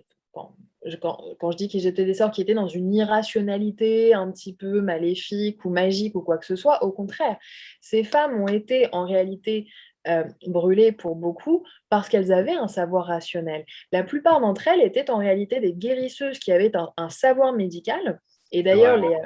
les disparitions de beaucoup de ces femmes ont aussi engendré à un moment une masculinisation très importante du secteur médical. C'est pour ça qu'on a surtout des infirmières, mais des médecins hommes. Et en fait, ce qu'elle dit démontre une méconnaissance extraordinaire de cette histoire-là et du féminisme de façon générale. Pareil pour le racisme. Il y a je pense qu'on est d'accord là-dessus. Ce retour à la notion de race, déjà, est une dénaturation complète du combat antiraciste, qui est justement véritablement apparu, ou en tout cas qui a véritablement été efficace quand on s'est débarrassé enfin du mot race, fondement sur lequel on a quand même tué pas mal de juifs, et entre autres, et ajouter à ça, effectivement, ils font disparaître un combat qui est probablement je vais pas dire plus important, mais qui, encore une fois, est plus universel. Je pense que partout dans le monde, les discriminations sociales, elles existent. Les discriminations raciales, un peu moins, je pense. En tout cas, selon là où on se positionne. Donc voilà, je voulais juste ajouter à ton propos cette dénaturation des combats qu'ils sont censés défendre. Ouais, et puis il y a souvent, pour finir avec ce sujet, il y a souvent alors, deux points qui ont rien à voir, mais je voulais dire que eh bien, très souvent, on confond justement des discriminations raciales et des discriminations sociales. C'est-à-dire que moi, venant de là où je viens, j'ai subi les mêmes discriminations que certains de mes amis qui sont, avec le vocabulaire d'aujourd'hui, qui sont racisés, je préférerais dire colorés. Et c'est-à-dire que si moi j'avais eu leur couleur, j'aurais conclu à du racisme comme eux. Sauf que, eh bien, étant blanc, j'ai dû me rendre à l'évidence, c'était pas du racisme, c'était tout simplement de la discrimination sociale. Et très souvent, en plus, on confond les deux. C'est pour ça qu'on a tendance à croire qu'il y a plus souvent de discrimination raciale que de discrimination sociale. Et du coup, ça fait quoi? Ça fait que tous les blancs qui subissent des discriminations sociales se sont trop jetés de ces combats et du coup, ils vont aller voter FN parce que c'est les seuls qui leur parlent en leur servant, encore une fois, avec idéologie, le fameux discours du on ne s'occupe pas de vous, on met toujours les étrangers en premier, ce qui est faux également. Et nous, avec le Front National, on mettra les Français en premier, vous serez nos, etc. Mais tous ces gens-là, en fait, ne s'occupent pas à chaque fois de cette fameuse discrimination sociale. Et puis le dernier point, c'est, je voulais revenir sur le rationalisme dont tu parlais. C'est vrai qu'en écologie, donc c'est vrai, c'est très très vrai, c'est très très saillant avec Madame Rousseau, mais je crois que dans toute la société, c'est quand même un doute qui me paraît très très dangereux, mais un doute qui vient en fait à notre société, c'est-à-dire qu'on est en train de se dire, par la rationalité, on a guidé le monde. Est-ce qu'on ne s'est pas trompé? Est-ce qu'on ne va pas abandonner pardon, la rationalité? Ça fait très peur. Ça Mm. fait très peur parce que si on abandonne la rationalité, il ne reste que les passions. Il ne reste que ce qu'il y a de plus comment dire, de plus instinctif, peut-être de plus barbare en nous. Et du coup, ça fait peur. On peut être rationnel et s'être trompé. C'est pas grave. Il faut Mm. juste en fait rectifier la direction avec rationalité. C'est pas parce que la rationalité, c'est comme dire qu'on s'est trompé parce qu'on était libre et abandonner la liberté parce qu'une fois dans notre vie on s'est trompé. Non, c'est pas parce que la liberté nous donne la possibilité de nous tromper qu'on va abandonner la liberté à la moindre erreur. C'est pareil avec la rationalité. C'est pas parce qu'on s'est trompé de direction, et clairement, je pense qu'on a fait certains choix qui étaient mauvais, mais c'est pas parce qu'on s'est trompé qu'on doit abandonner la rationalité. Au contraire, on doit changer de direction avec rationalité et avec plus de rationalité que jamais. Voilà, et en prenant peut-être plus de paramètres et d'éléments en compte, mais en tout cas toujours avec rationalité. Il ne faut pas l'abandonner. Il ne faut pas se mettre à un retour du religieux, à un retour des communautés, à un retour des passions, à un retour à la nature pour certains comme Sandrine Rousseau, comme tu le dis, avec une maison en paille et des tomates bio, si on l'écoute. Non, il faut pas aller là-dedans. Il faut faire confiance en la science. Voilà, la science, elle a peut-être eu des travers, notamment dans un système capitaliste dans lequel elle se déploie. Il y a sûrement des choses à faire pour l'améliorer, mais n'empêche que, comme tu le dis, on reste un pays où il fait bon manger. Au niveau du système de santé, il est très imparfait, mais franchement, entre le système indien et le système français, j'ai fait mon choix. C'est pas pour médire des Indiens, j'ai beaucoup d'amitié pour les Indiens, mais on pourrait dire ça de beaucoup de pays au monde. Quand on a vu ce qui s'est passé en Iran pendant les instants forts de la crise du Covid, ça me tranchait le cœur, moi, de voir ça. Donc voilà, il ne faut pas abandonner la rationalité, c'est tout ce que je voulais dire. On a le droit de se tromper et on a le droit de se reprendre, mais toujours avec rationalité. Voilà. C'est pour peut-être avoir le mot de la fin là-dessus, je crois que c'est Caroline Forest qui a fait un petit laïus sur Sandrine Rousseau et justement sur sa. Il me semble que c'est Caroline Forest à revérifier, mais en tout cas, quelqu'un a dit quelque chose que j'ai trouvé très, très, très vrai. C'est Sandrine Rousseau dit « on meurt de trop de rationalité », en réalité, c'est l'inverse. On meurt de pas assez de rationalité. Et tu parlais de l'Iran, qui est un très bon exemple, et d'ailleurs de beaucoup de pays de la région et du tiers-monde de façon générale, et en tout cas des pays qui sont dictés par l'instinct, entre guillemets, religieux, et donc irrationnel. Beaucoup de gens sont morts en raison de ça. Et il y a une vidéo que je t'enverrai si ça t'intéresse, qui est très, très, très bouleversante. C'est une femme qui, en plus, risque de se faire arrêter, si ce n'est pas déjà le cas, parce qu'elle a rendu cette vidéo publique, où elle insulte le régime iranien. Elle est en Iran, elle a son voile, et elle est sur la tombe de son mari, qui a eu le Covid, et qui est mort parce que l'Iran refusait les vaccins occidentaux pour ne pas, par crainte de la colère de Dieu ou peu importe. Mais je pense que on meurt bien plus effectivement d'un manque de rationalité que d'un trop de rationalité. Parce que ces gens-là nous font croire qu'on s'est surtout trompé dans la rationalité, c'est l'inverse. La rationalité a fait moins d'erreurs, je crois, que la religion, par exemple, que la religion ou n'importe quelle autre idéologie irrationnelle. Tout à fait, mais comme la religion n'a pas de maître étalon, tu sais, les voies de Dieu sont impénétrables, on ne peut pas conclure à une erreur avec ces gens, c'est ça le problème. C'est ça. Ouais.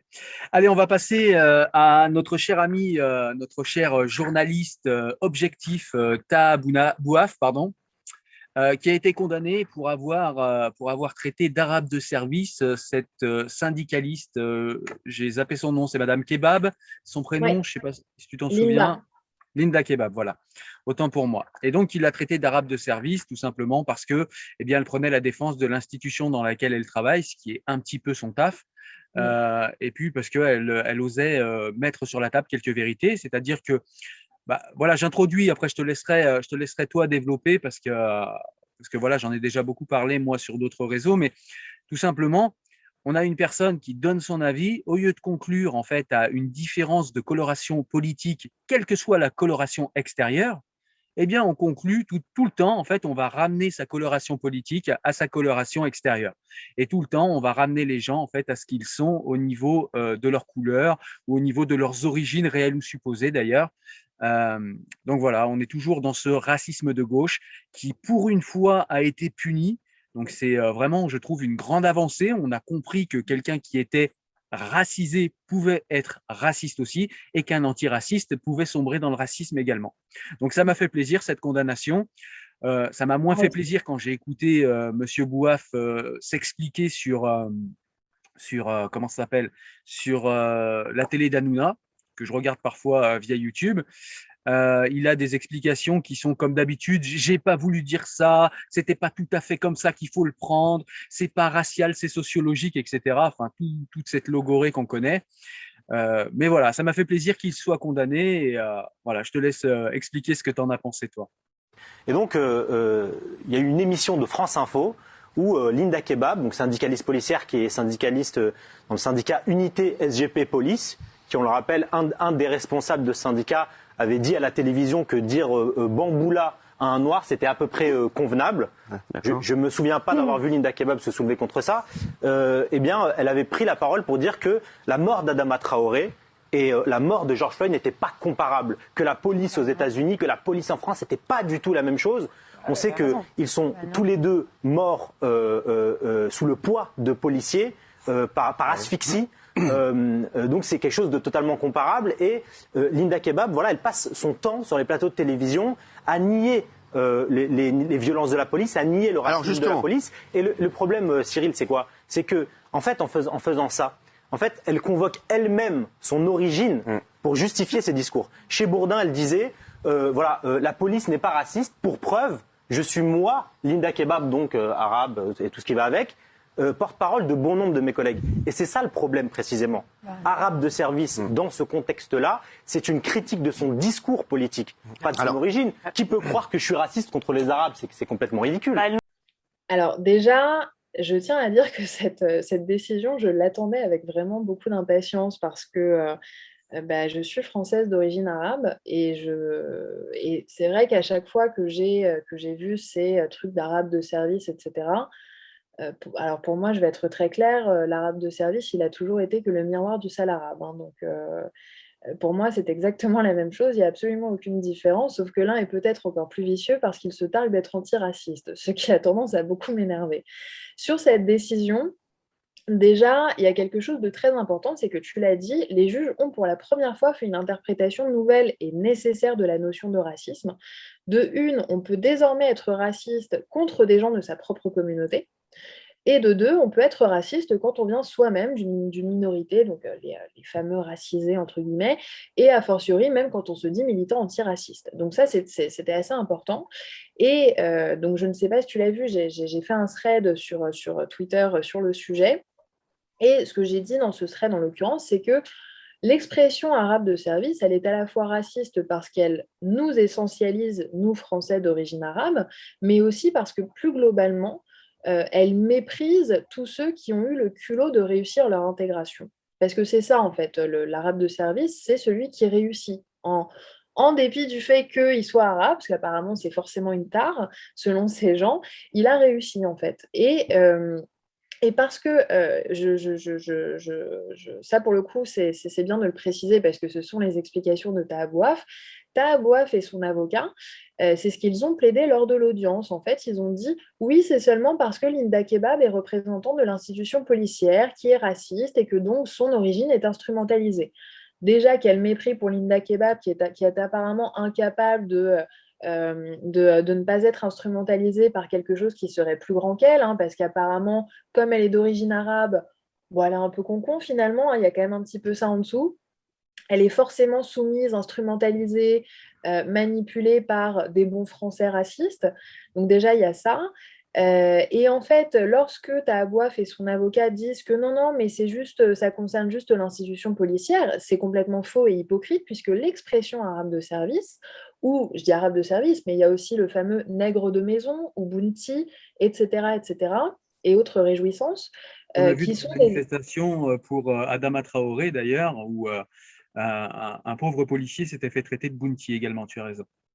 Et ces expressions-là, pour le coup, elles ne sont pas du tout utilisées uniquement contre des policiers, et quand bien même il n'y aurait pas de raison, elles sont utilisées vis-à-vis de toute personne d'origine étrangère qui a réussi.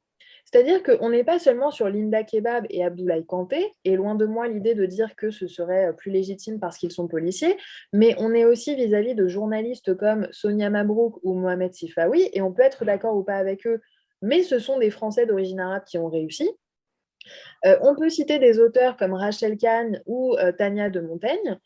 Pourquoi est-ce que ces gens-là sont visés par rapport aux autres? Parce que ces gens-là sont à la fois dans la réussite, mais sans être dans l'identitarisme. Et ça, c'est très important parce que c'est pour ça que pour un Taha Bouaf et consort, une Rokhaya Diallo a le droit d'avoir fait un super master en droit international, d'avoir fait un échange aux États-Unis à je ne sais pas combien de milliers d'euros, d'être à Georgetown, etc., de porter une robe Balmain au défilé de la Fashion Week, etc., etc., puisqu'elle réussit à travers un discours de rejet de la France. Donc finalement, elle a le droit, elle, de réussir. Mais si on fait l'inverse, on est un traître pour ces gens. Et ce que j'explique dans mon thread, c'est que ce mépris, il relève à la fois d'un rejet de la France, mais aussi d'un fantasme de nos pays d'origine. Et ça, c'est un truc que je trouve assez important de préciser parce qu'on n'en parle pas assez. C'est qu'on voit tous ces gens qui détestent la France, qui se sont même fait connaître pour leur détestation de la France, qui gagnent leur vie en écrivant chaque jour leur haine de leur propre pays, mais qui ne tarissent jamais d'éloges sur l'Algérie, sur l'Afrique, sur le monde arabe en général, comme si ce monde arabe ou ce monde africain était des merveilles de la nature. Et je le dis d'expérience, ça n'est absolument pas le cas. Je ne vais pas me prononcer sur certains pays qui ne sont pas les miens, mais on a l'impression de la part de ces gens d'un oubli généralisé sur pourquoi est-ce que nos parents sont venus en France. Et ça me paraît assez important, c'est que ces gens l'oublient très facilement.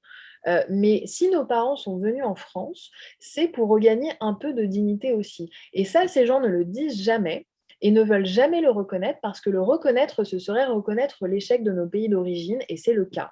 Et ce serait aussi reconnaître la réussite que la France nous permet parce que c'est vrai.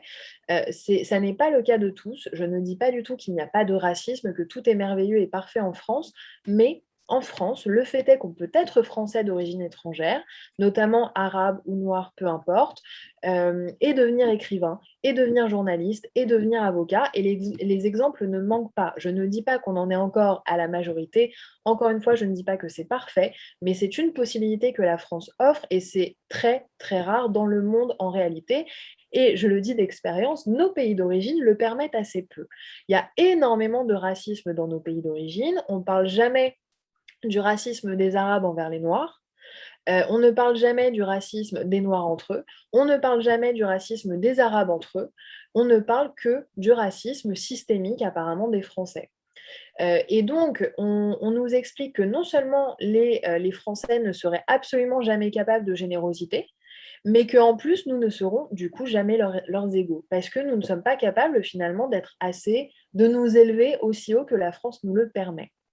Et donc, je voulais rappeler à la fois ce racisme-là, donc, ce mépris vis-à-vis et des Français d'origine étrangère, et aussi ce fantasme de nos pays d'origine, de dire que la France c'est mal, mais par contre notre identité elle est quand même pas mal. Bah non. Alors, l'identité en l'occurrence, peu importe, moi j'ai aucune honte ou fierté d'ailleurs d'être de tel pays, mais il y a un moment, il faut être un tant soit peu objectif sur pourquoi est-ce que les gens, et il y en a encore aujourd'hui, rêvent d'aller dans des pays comme la France. Ils rêvent En pas fait, d'aller. Aujourd'hui, ils rêvent pas d'aller au Liban, ils rêvent pas d'aller en Algérie. Et je suis pas sûre que Tahabouaf aimerait aller revivre en Algérie, par exemple. C'est pas du mépris vis-à-vis de ces pays. C'est qu'à un moment, quand on dit arabe de service, ça veut dire qu'on est un traître parce qu'on bosse pour les Français. Et on n'est plus assez proche de nos cultures d'origine et on ne défend pas assez notre culture d'origine. Et moi, ma question, c'est pardon, mais il y a des valeurs aujourd'hui françaises qui sont bien plus défendables que certaines valeurs de nos pays d'origine. Voilà. Ils ont vraiment ouais, cette... mais je suis tout à fait d'accord avec ton analyse et je me demande justement, pour reprendre les points que tu as mis en avant, je me demande si les gens comme Bouaf ne sont pas des gens. D'ailleurs, ce monsieur Bouaf m'a bloqué sur Twitter alors que je lui ai jamais parlé. Enfin bref, petite parenthèse comme ça qui me vient en tête. Bref, je me demande si ce ne sont pas des gens qui ont des failles narcissiques.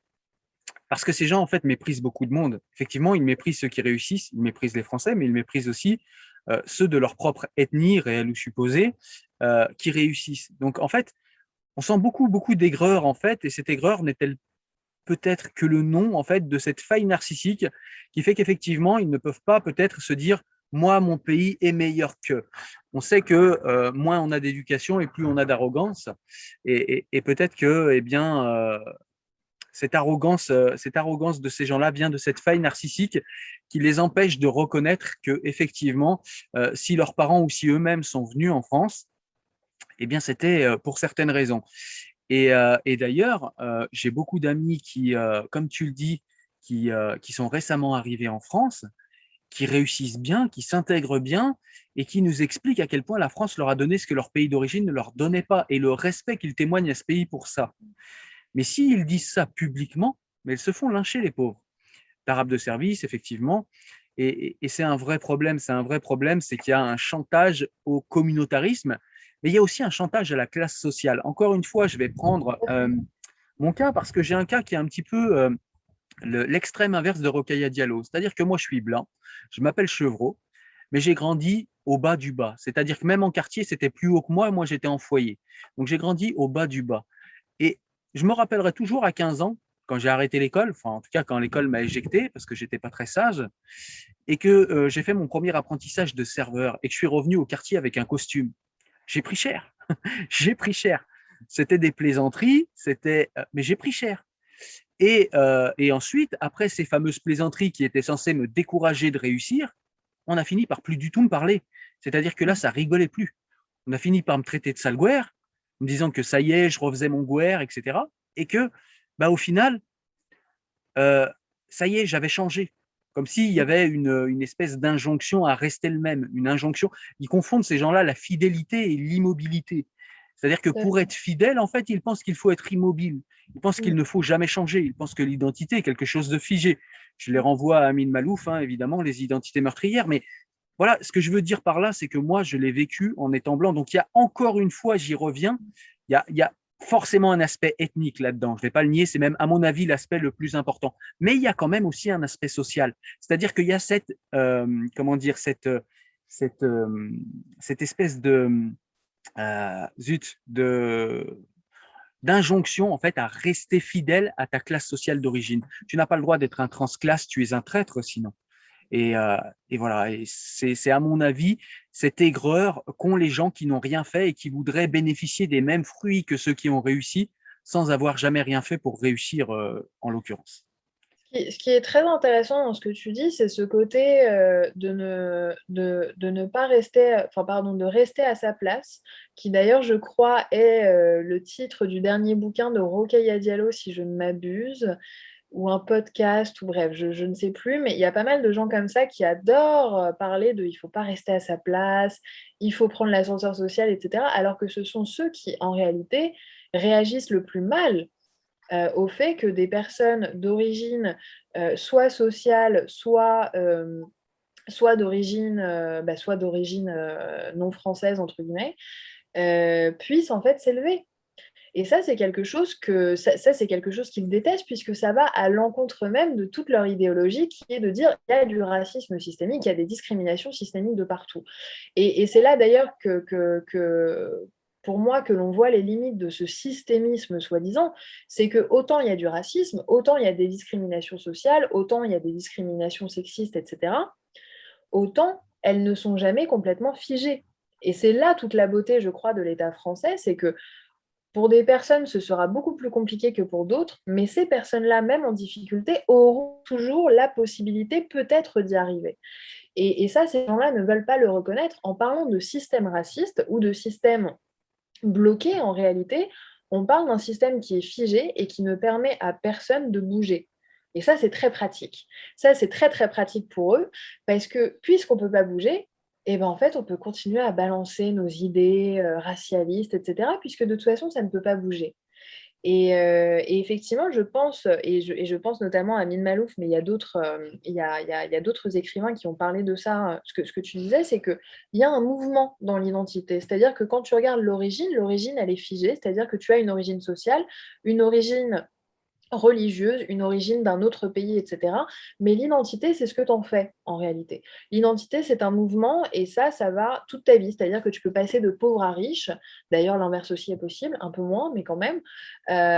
Tu peux passer d'une religion à une autre. Tu peux tout d'un coup, enfin, venir d'une famille très pratiquante puis finalement ne plus croire. Tu peux venir d'une origine différente, mais arriver dans un autre pays et avoir une identité qui commence à se mixer entre deux cultures, etc. Enfin, c'est un mouvement. Et ces gens-là sont au contraire pour fixer de façon définitive l'identité d'une personne. Exactement, et ça leur permet quelque chose d'intéressant, c'est que en restant assis sur leurs fesses à ne rien faire pour changer ou pour s'adapter au contexte dans lequel ils vivent, eh bien ça leur permet, au lieu de faire un mouvement vers vers ce contexte qui est le leur, eh bien de dire regardez, le contexte ne vient pas vers moi, faire tout à ma place. En gros, et c'est selon moi, en fait, c'est ce qu'il y a sous le concept de racisme systémique, c'est-à-dire qu'en gros, moi, je ne ferai aucun effort pour m'adapter, je ne ferai aucun effort pour m'intégrer, mais je veux la même réussite que les autres. Ben ouais, mais ça, c'est pas possible, même pour un Français qui vient d'une classe sociale basse. Il va devoir prendre les codes de sa nouvelle classe sociale, sinon il n'y arrivera pas. Il n'aura pas les contrats, il n'aura pas les bonnes connaissances, il n'aura pas. Enfin voilà. Et on peut, effectivement, j'insiste là-dessus, on peut, parce que je l'ai fait, on peut rester fidèle à soi-même et à ses idées et à son identité et à ses aspirations profondes en changeant. Au contraire, d'ailleurs, il n'y a de fidélité que dans le changement. Sinon, ce n'est pas de la fidélité, c'est de l'immobilisme. Donc ça, c'est très important. Et puis voilà, je pense que on a fait un petit peu le tour du sujet Taha Bouaf, mais en tout cas, ça fait plaisir, comme tu le disais, je l'attendais aussi, cette condamnation, et ça fait plaisir qu'elle soit intervenue, vraiment. Allez, on va passer au voile islamique, encore un sujet pas du tout polémique, et on va essayer d'en parler dans le contexte afghan. Donc, on a aujourd'hui, moi, ce que je voulais tout simplement dire d'abord en préambule par rapport à ça, c'est qu'on a des gens comme Emmanuel Macron ou comme un petit peu tout le monde dans la classe politique qui ont l'air de découvrir que les femmes afghanes portent le voile et qu'elles vivent dans un pays où ce voile est obligé, ce voile est obligatoire et qu'elles peuvent éventuellement mourir si elles ne le portent pas. On dirait qu'elle le découvre maintenant et on dirait que tout était bien quand les États-Unis ou quand la coalition internationale était en Afghanistan. Ce n'est pas du tout le cas. C'était peut-être le cas dans 2-3 rues de Kaboul, des rues adjacentes à l'ambassade, mais enfin, les choses n'ont pas radicalement changé. Il ne faut pas non plus exagérer. Dans les campagnes, une femme qui portait le voile, elle avait les mêmes risques que maintenant où il y a les talibans. C'est exactement la même chose. Donc, j'ai un petit peu les nerfs de cette instrumentalisation de la femme afghane. Et puis, on parle toujours de la femme afghane. Qu'en est-il des hommes? Est-ce qu'on s'intéresse qu'aux femmes? Qu'est-ce que c'est que cette idéologie? Les hommes afghans ne souffrent pas de la dictature des talibans? Évidemment que si. Évidemment que si j'étais père en Afghanistan et que je voyais ma femme devoir se mettre sous un foulard et de lui demander d'anéantir sa vie pour plaire à des dictateurs, évidemment que je souffrirais. Et ça encore, ça relève d'une essentialisation, c'est-à-dire que tous les hommes, implicitement, je ressens que tous les hommes afghans sont tous des oppresseurs et que nous, les grands occidentaux, tu sais, on va les sauver, la femme en détresse. Il y a un petit peu une dimension chevaleresque comme ça, symbolique, et j'aime pas du tout ça, parce que ça s'affranchit de la réalité, tout ça, encore une fois. Donc voilà, je sais pas ce que tu en penses toi, mais voilà, je voulais commencer par ce sujet-là. Alors, effectivement, je vais rebondir un petit peu sur ce que tu viens de dire et après, je vais passer sur moi, ce qui m'a intéressé un peu à ce sujet, notamment les réactions des néo-féministes. Comme tu le sais, c'est mon grand sujet. Euh, pour rebondir sur ce que tu disais, effectivement, on a l'impression que la question du voile et de la situation des femmes en Afghanistan est quelque chose de très nouveau, alors même que c'était le cas avant l'arrivée des talibans, pardon, avant l'arrivée des Américains en Afghanistan, mais surtout, et c'est d'ailleurs la grande conséquence de la politique américaine pendant ces 20 dernières années qui a conduit au retour des talibans, c'est qu'on a combattu le terrorisme, on n'a pas combattu l'idéologie qu'il y a derrière. Et pendant ces 20 ans, en réalité, il y a eu énormément de création d'écoles de formation des talibans qui ont aujourd'hui, en réalité, les talibans aujourd'hui, ils ont 25 ans en moyenne. Et ben, c'est des gens qui ont été formés à l'école, dans des écoles islamistes talibanes, j'allais dire l'occupation, sous la présence des Américains. Donc, cette idéologie, elle n'a jamais été combattue. Et effectivement, c'est tout à fait vrai ce que tu dis. Ça fait pas. Enfin, il y a encore 6 mois, les femmes n'étaient pas du tout en mini-jupe et petits talons à Kaboul. Ce n'était pas le cas. C'est une idéologie qui n'a jamais été combattue et on a le revers de la médaille aujourd'hui. Par rapport aux néo-féministes, on a, comme d'habitude, un silence des néo-féministes. Enfin, comme d'habitude, on a normalement un silence des néo-féministes sur tout ce qui a trait aux violences faites aux femmes par l'idéologie islamiste.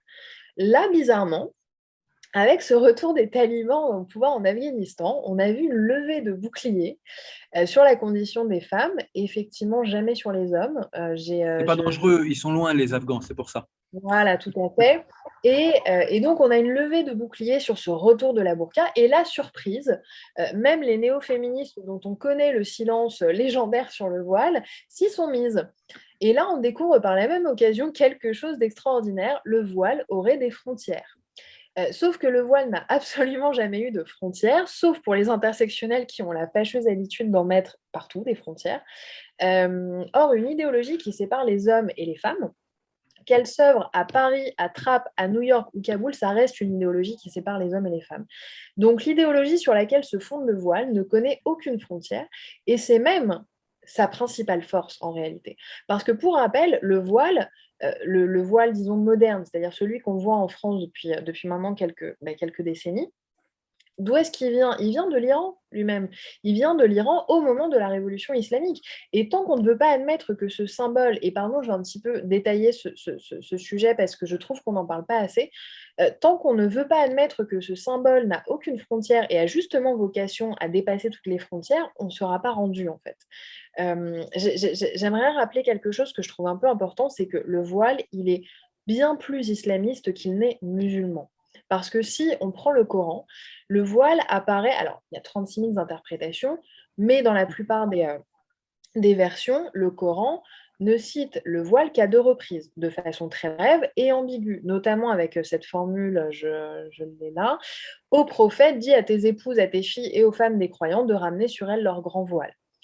Le Coran n'évoque jamais la figure de la femme, par exemple, donc le concept même de foulard n'a aucun sens. On voit bien ici que le voile n'est pas du tout un élément qui détermine en réalité l'appartenance d'une femme à la religion musulmane ou pas.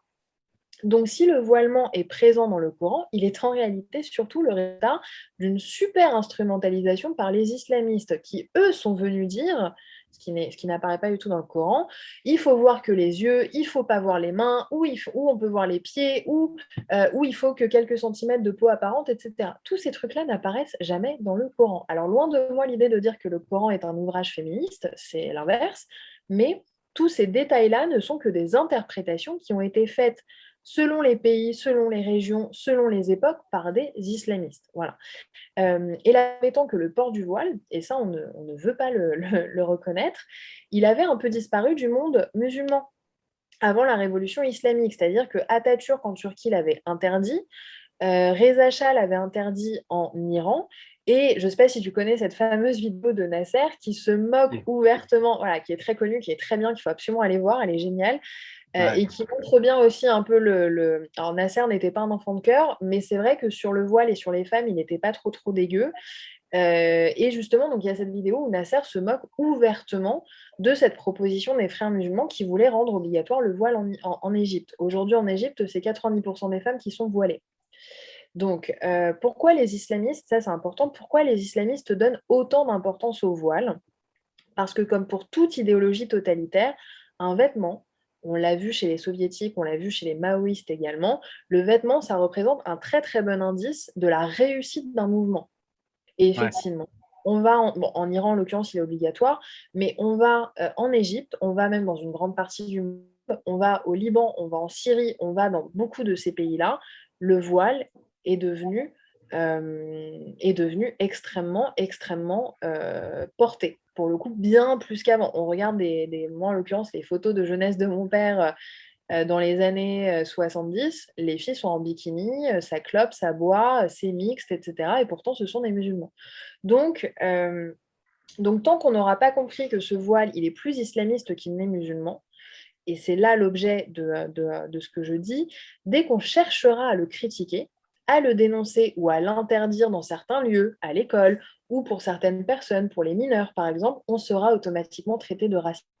Parce qu'on n'a pas encore compris que le voile, ça n'est pas musulman, c'est islamiste. Et tant qu'on n'a pas compris ça, ah, tu critiques le voile? Ah, tu détestes les musulmans. Bah non, non, le voile, c'est pas musulman, c'est islamiste en réalité. D'autant plus que cette phrase est piégeuse parce que si tu critiques le voile, ça veut dire que tu n'aimes pas les musulmans. Implicitement, ça veut dire que si tu es une vraie musulmane, tu es voilée.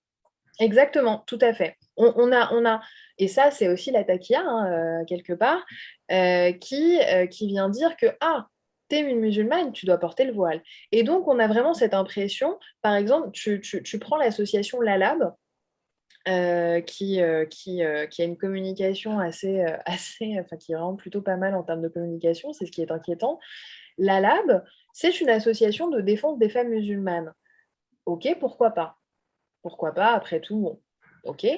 Sauf que sa vision de la défense des femmes musulmanes, qu'est-ce que c'est? C'est de défendre le voile. Bah non, une femme musulmane, c'est pas forcément une femme voilée en réalité. Et donc, pour revenir aux néo-féministes, et c'est pas les seuls, mais tant que ces néo-féministes n'auront pas compris que la burqa en Afghanistan, l'abaya en Arabie Saoudite ou le voile qu'on voit à Trappes, peu importe, ou à Molenbeek, ont le même fondement idéologique islamiste et donc sexiste et misogyne, elles n'oseront pas élever la voix contre le voilement par peur de se faire taxer de raciste. Alors que combattre le voile, ça n'est pas stigmatiser les musulmans, et ça je le rappelle, c'est le voile qui stigmatise les femmes dans l'espace public. C'est jamais l'inverse en réalité. Voilà. Ouais, c'est ça. Et puis, alors après, je t'apprends rien, mais tu sais, ces femmes-là te répondront, oui, mais la différence qu'il y a entre l'Iran et la France, c'est qu'en France, elles ont le choix. Et après, on se cache derrière ce fameux slogan, mon corps, mon choix. Et après, du coup, il faut mobiliser devant ces gens le fait que un choix ne signifie pas une liberté, sinon l'émancipation n'existerait pas et l'aliénation non plus. Donc, il faut rappeler à ces gens qui aiment la sociologie que l'aliénation est un concept sociologique connu depuis longtemps et que ce n'est pas parce qu'on est dans un choix qui nous paraît libre qu'il est réellement libre, et surtout, ce n'est pas parce qu'il est libre qu'il est émancipatoire. Ce sont des concepts différents. Donc ça, il faut qu'elles se le mettent en tête. Et puis ensuite, elles vont nous dire que, effectivement, la liberté est quelque chose de relatif. Donc ça aussi, le relativisme, c'est quelque chose qui m'irrite. Souvent, quand je croise un relativiste, je lui dis saute du 20e étage et pense que tu vas pas mourir et teste la théorie de la relativité, tu verras. Et en fait, la relativité, la théorie de la relativité, pardon, au niveau philosophique est intéressante pour des gens qui ont de gros moyens de communication parce que comme une entreprise totalitaire, ça te permet en fait de te dire que plus rien n'existe. Et si plus rien n'est vrai, en fait, si tout n'est qu'une question de perspective, alors ça veut dire que plus rien n'est réellement vrai en soi. Il n'y a plus d'épistémiologie de tel ou tel mouvement ou de tel ou tel comportement. Si plus rien n'est vrai, alors plus rien n'existe. Si plus rien n'existe, c'est le meilleur communicant qui va rentrer dans la tête des gens ce qui est vrai et ce qui est faux. Et c'est exactement ce que ces gens-là font. Et on revient à ce fameux totalitarisme de gauche parce qu'on se croirait dans 1984 quand il nous parle de la novlangue ou quand il nous parle de la double pensée. George Orwell, je ne sais pas si tu connais les concepts, mais en tout cas, moi j'ai l'impression d'être clairement là-dedans. Donc il faut rappeler à ces gens que il y a une réalité, elle est objective, on ne peut pas toujours la percevoir avec objectivité, mais elle existe avec objectivité, ce qui veut dire qu'avec beaucoup d'études, avec beaucoup de rigueur et avec beaucoup d'honnêteté, on peut arriver à approcher cette objectivité et on peut arriver à connaître et à appréhender la réalité et la vérité de certains comportements, de certaines idéologies ou de certaines choses. Et là, il faut revenir au cartésianisme de Descartes, il faut revenir au rationalisme des Lumières et non plus aux religions, aux religieux, pour qui tout est vrai, même ce qui n'existe pas, et pour les religieux d'ailleurs, et comme pour les relativistes, ce qui fait lieu de rationalité, c'est leur imagination. C'est-à-dire que ces gens-là confondent l'imagination avec la réalité, leur imagination avec la réalité. Je suis un petit peu toujours versé dans la philosophie, mais ça me paraît important parce que c'est ce qui leur permet à chaque fois de s'échapper en fait au niveau de l'argumentaire. C'est-à-dire en gros, tu leur dis oui, mais exactement comme tu le fais ici, à raison, le voile n'a pas de frontière. Ils vont te dire si, il y a une frontière parce que ici tu es obligé et ici tu n'es pas obligé. Oui, mais le choix ne veut pas dire que tu t'émancipes et un choix n'est pas toujours éclairé. Un choix peut être aliénation. D'ailleurs, on questionne de nos jours beaucoup le consentement. Donc, ça prouve bien que le choix peut être aliéné. Donc, si le choix est aliéné, elles vont dire oui, mais alors, mais pourquoi c'est pas toi qui es aliéné? Pourquoi c'est pas ton choix à toi qui est aliéné? Eh bien, regardons-le rationnellement ensemble, débattons réellement et on va voir qui l'est et qui ne l'est pas. Qu'est-ce qui est proche de la réalité et qu'est-ce qui ne l'est pas? Et c'est vers cela qu'il faut les ramener, vers toujours plus de rationalité pour avancer. Puis je voulais revenir aussi rapidement sur ce que tu disais par rapport à l'Afghanistan et à l'idéologie qu'on n'a pas combattue. C'est exactement ce qui nous manque également dans notre propre pays. Ce qu'on ne sait pas faire dans notre pays, on ne sait pas le faire à l'étranger. C'est-à-dire que ce n'est pas avec des bombes qu'on combat les islamistes. On ne tue pas une idée. Je ne sais plus quel grand penseur dit ça. On ne tue pas une idée, on ne peut pas la tuer. Ou alors, il faut la combattre, la faire reculer. Je crois que c'est une citation de Richard Malka, ça. On ne tue pas une idée. Je pense que c'était avec Charlie Hebdo. Il me semble que c'est sa plaidoirie pour Charlie Hebdo qui citait ça. Richard Malka, dont je salue la sortie du livre, que probablement je chroniquerai d'ailleurs sur la chaîne. Quand elles disent oui, mais nous, on a le choix. D'accord, admettons. Mais si on va concrètement sur ces pays dont je parlais, l'Iran, effectivement, il y a une loi qui interdit aux femmes de sortir les cheveux découverts. Mais qu'est-ce qu'on fait de l'Égypte? Qu'est-ce qu'on fait du Maghreb? Qu'est-ce qu'on fait des zones à population plutôt musulmane au Liban, par exemple, ou en Syrie? Il n'y a pas de loi qui oblige les femmes à le porter. Et pourtant, elles le portent toutes de plus en plus. Et a priori, on a quand même une montée de l'islam politique en même temps dans ces pays-là. Donc, quand on m'explique que oui, c'est un vrai choix, il n'y a absolument aucun formatage là-dessus, c'est pas du tout, c'est une liberté. On nous dit maintenant même ce que je disais au début de la vidéo. Le voile est une émancipation du corps de la femme, parce qu'on en est quand même arrivé là. Elles le sont volontairement, bien sûr, mais elles sont complètement aveugles en réalité. Il ne suffit pas d'une loi pour interdire. Hein. C'est il ne suffit pas d'un le droit libre ou la choix. loi qui interdit quelque chose. Une société peut s'autocensurer. Une société, et d'ailleurs, je pense que c'est même ce qui nous arrive aujourd'hui. C'est même pas l'État qui censure. C'est la société qui se censure elle-même. Et je pense que c'est le cas de beaucoup de femmes dans certains quartiers, typiquement. Il n'y a pas de droit ou de loi qui leur interdit de sortir découvert, mais elles vont le faire. Clairement, clairement. Dans les quartiers, de toute façon, on le sait. Déjà à mon époque, dans certains quartiers, pour ne pas nommer les villes, à Saint-Étienne par exemple, ou bien dans ma petite ville moyenne à Roanne, une femme qui sortait après 8 heures, et d'autant plus sans voile, elle était classée directement dans la classe prostituée. Ou bien on essayait de l'emmener dans une cage. Alors quand je dis on, c'est pas moi, hein, mais ou bien on essayait de l'emmener dans une cage pour voilà faire des choses avec elle. Et si elle voulait pas, on essayait de la motiver quand même, parce que quand même à cette heure-là, elle est là pour ça, quoi. Ouais. Donc les gens qui Bah, disent ça me font un petit peu rire. D'ailleurs, on les a bien sûr très très peu entendus, les néo-féministes, sur, je ne sais pas si tu as vu, mais cette jeune fille de 15 ans qui a été violée par pas mal d'hommes et qui a été tournée, comme on dit, et qui ensuite a été brûlée et qui en est décédée parce qu'elle était considérée, et ça, c'est des témoignages des voisins de son quartier. Alors, je ne sais plus où est-ce que c'était exactement. Je me J'ai souviens plus de zappé où également. Mais je le c'est. mettrai au-dessus là. Il me semble que c'est une banlieue parisienne, mais je ne sais plus laquelle. Et on les a absolument pas entendus là-dessus, alors même que selon les témoignages de voisins, pourquoi est-ce qu'elle s'est faite, ça ne justifie rien, mais pourquoi est-ce qu'elle s'est faite violer, battre et brûler vive? Parce qu'elle était considérée comme la pute du quartier. Et donc, quand on m'explique que non, non, c'est un choix libre, etc., de s'habiller comme on veut, de parler comme on veut, de se maquiller comme on veut, etc., je leur enjoins d'aller dans certains quartiers aujourd'hui. Et c'est ça. Et en plus, ce qui est énervant, c'est qu'ils vont te dire que ce genre de cas est un cas isolé, ce qui est vrai, en somme. On ne tue pas des gamines tous les 5 matins. Et parce que, en fait, justement, toute la micro-société qui constitue le quartier accepte les règles. Il suffit qu'il y ait une jeune fille comme elle qui décide de braver ses règles ou pour X ou Y raison de ne pas s'y conformer, c'est là qu'intervient le drame. Parce que dans la majorité des cas, tout le monde s'y conforme, tout le monde baisse la tête. Donc évidemment qu'il n'y a pas de drame tous les matins. Mais c'est justement parce que là, il y a un vrai système pour le coup, un système qui est connu de tous. Et je ne conçois pas, moi qui ai grandi dans des petites banlieues de province, je l'ai toujours vu. J'ai fait 3 foyers différents dans 3 villes différentes. J'ai vu la même chose. Je ne conçois pas quelqu'un qui a grandi véritablement en banlieue qui n'ait pas vu ça. Ou alors il participait au système activement et il en a honte. Mais voilà, donc, où on a des malhonnêtes, où on a des aveugles. Mais c'est impossible de ne pas avoir vu ça, quoi. Donc, c'est d'autant plus irritant et c'est d'autant plus blessant parce que pendant ce temps-là, pendant qu'on fait des discours, pardon, et qu'on se tare devant la glace comme un joli gauchiste d'une jolie tolérance, on a des gamines qui souffrent, on a des gamines qui vont être mutilées, comme l'explique l'anthropologue Chador Javan, qui vont être mutilées psychologiquement parce qu'il ne faut pas oublier que le voile n'est pas qu'un habit qu'on porte sur soi, c'est aussi une mutilation psychologique. On t'explique que ton corps est une honte, on t'explique que ton corps est quelque chose de aura, comme disent les musulmans, c'est quelque chose qui est honteux, qu'il faut cacher. Donc, c'est pas rien, ça reste dans la tête.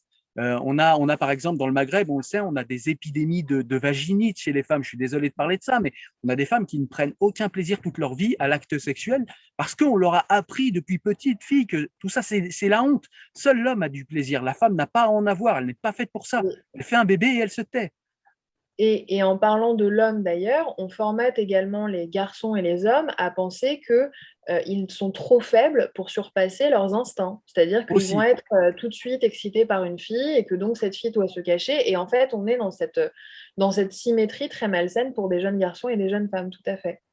Ouais. D'ailleurs, sur ce sujet, je conseille La domination masculine. Je sais que ce n'est pas la première Ouais. fois que je le conseille, de Bourdieu, mais parce que personnellement, moi, j'ai lutté pour lire ce livre. Il est assez compliqué, mais honnêtement, à 22, 23 ans, c'est ce qui m'a ouvert les yeux sur ce jeu de rôle entre les hommes et Et les qui fait femmes bien.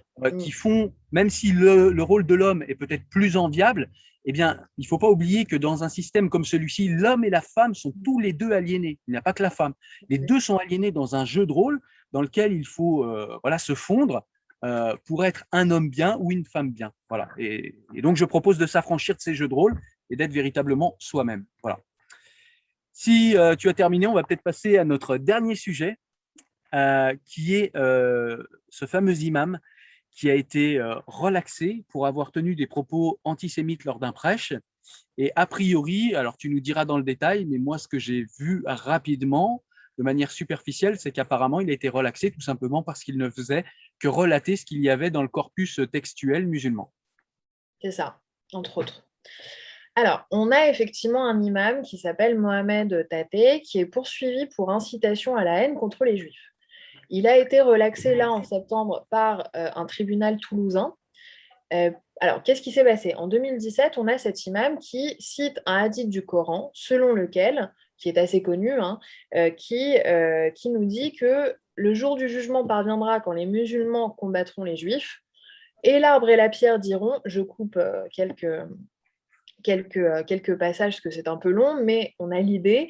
Et l'arbre et la pierre diront aux musulmans, aux serviteurs de Dieu, il y a un juif derrière moi, viens et tue-le. Donc c'est quand même un appel à aller tuer des juifs. Le prêcheur, ça c'est important, ajoutait après cette citation que je cite, la corruption des Israélites dans l'histoire est nombreuse et plein d'autres trucs sympas sur la force de l'argent supposément contrôlée par les juifs, etc. Bon, l'antisémitisme qu'on connaît. Or, les juges ont considéré, en l'espèce, qu'un magistrat, c'est-à-dire eux, n'a pas apprécié le bien fondé d'un texte religieux, ce qui serait contraire notamment au principe de la liberté religieuse et de la laïcité. Donc les juges toulousains, en réalité, ils placent un texte religieux au-dessus des lois de la République, et en fait, quand ils font ça, ils le sacralisent, ce texte religieux. Ils disent non, on ne peut pas y toucher, parce que quand même, c'est un texte religieux, ce qui, en réalité, dans un État laïque, ne devrait jamais être possible.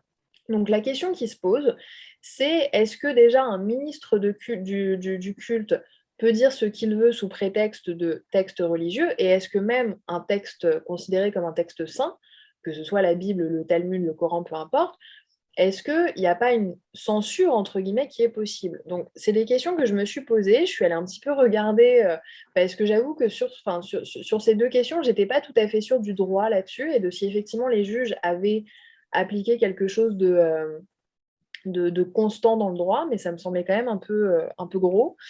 Et en fait, les juges, ils ont en fait un peu oublié leurs droits parce qu'il y a la loi de 1905, pardon, je parle toujours de celle-ci, mais il y a l'article 35 de cette loi de 1905 qui prévoit quoi? Qui prévoit que si un discours prononcé dans un lieu de culte tend à soulever une partie des citoyens contre les autres, son auteur peut être condamné à 5 ans de prison. Un peu cherché.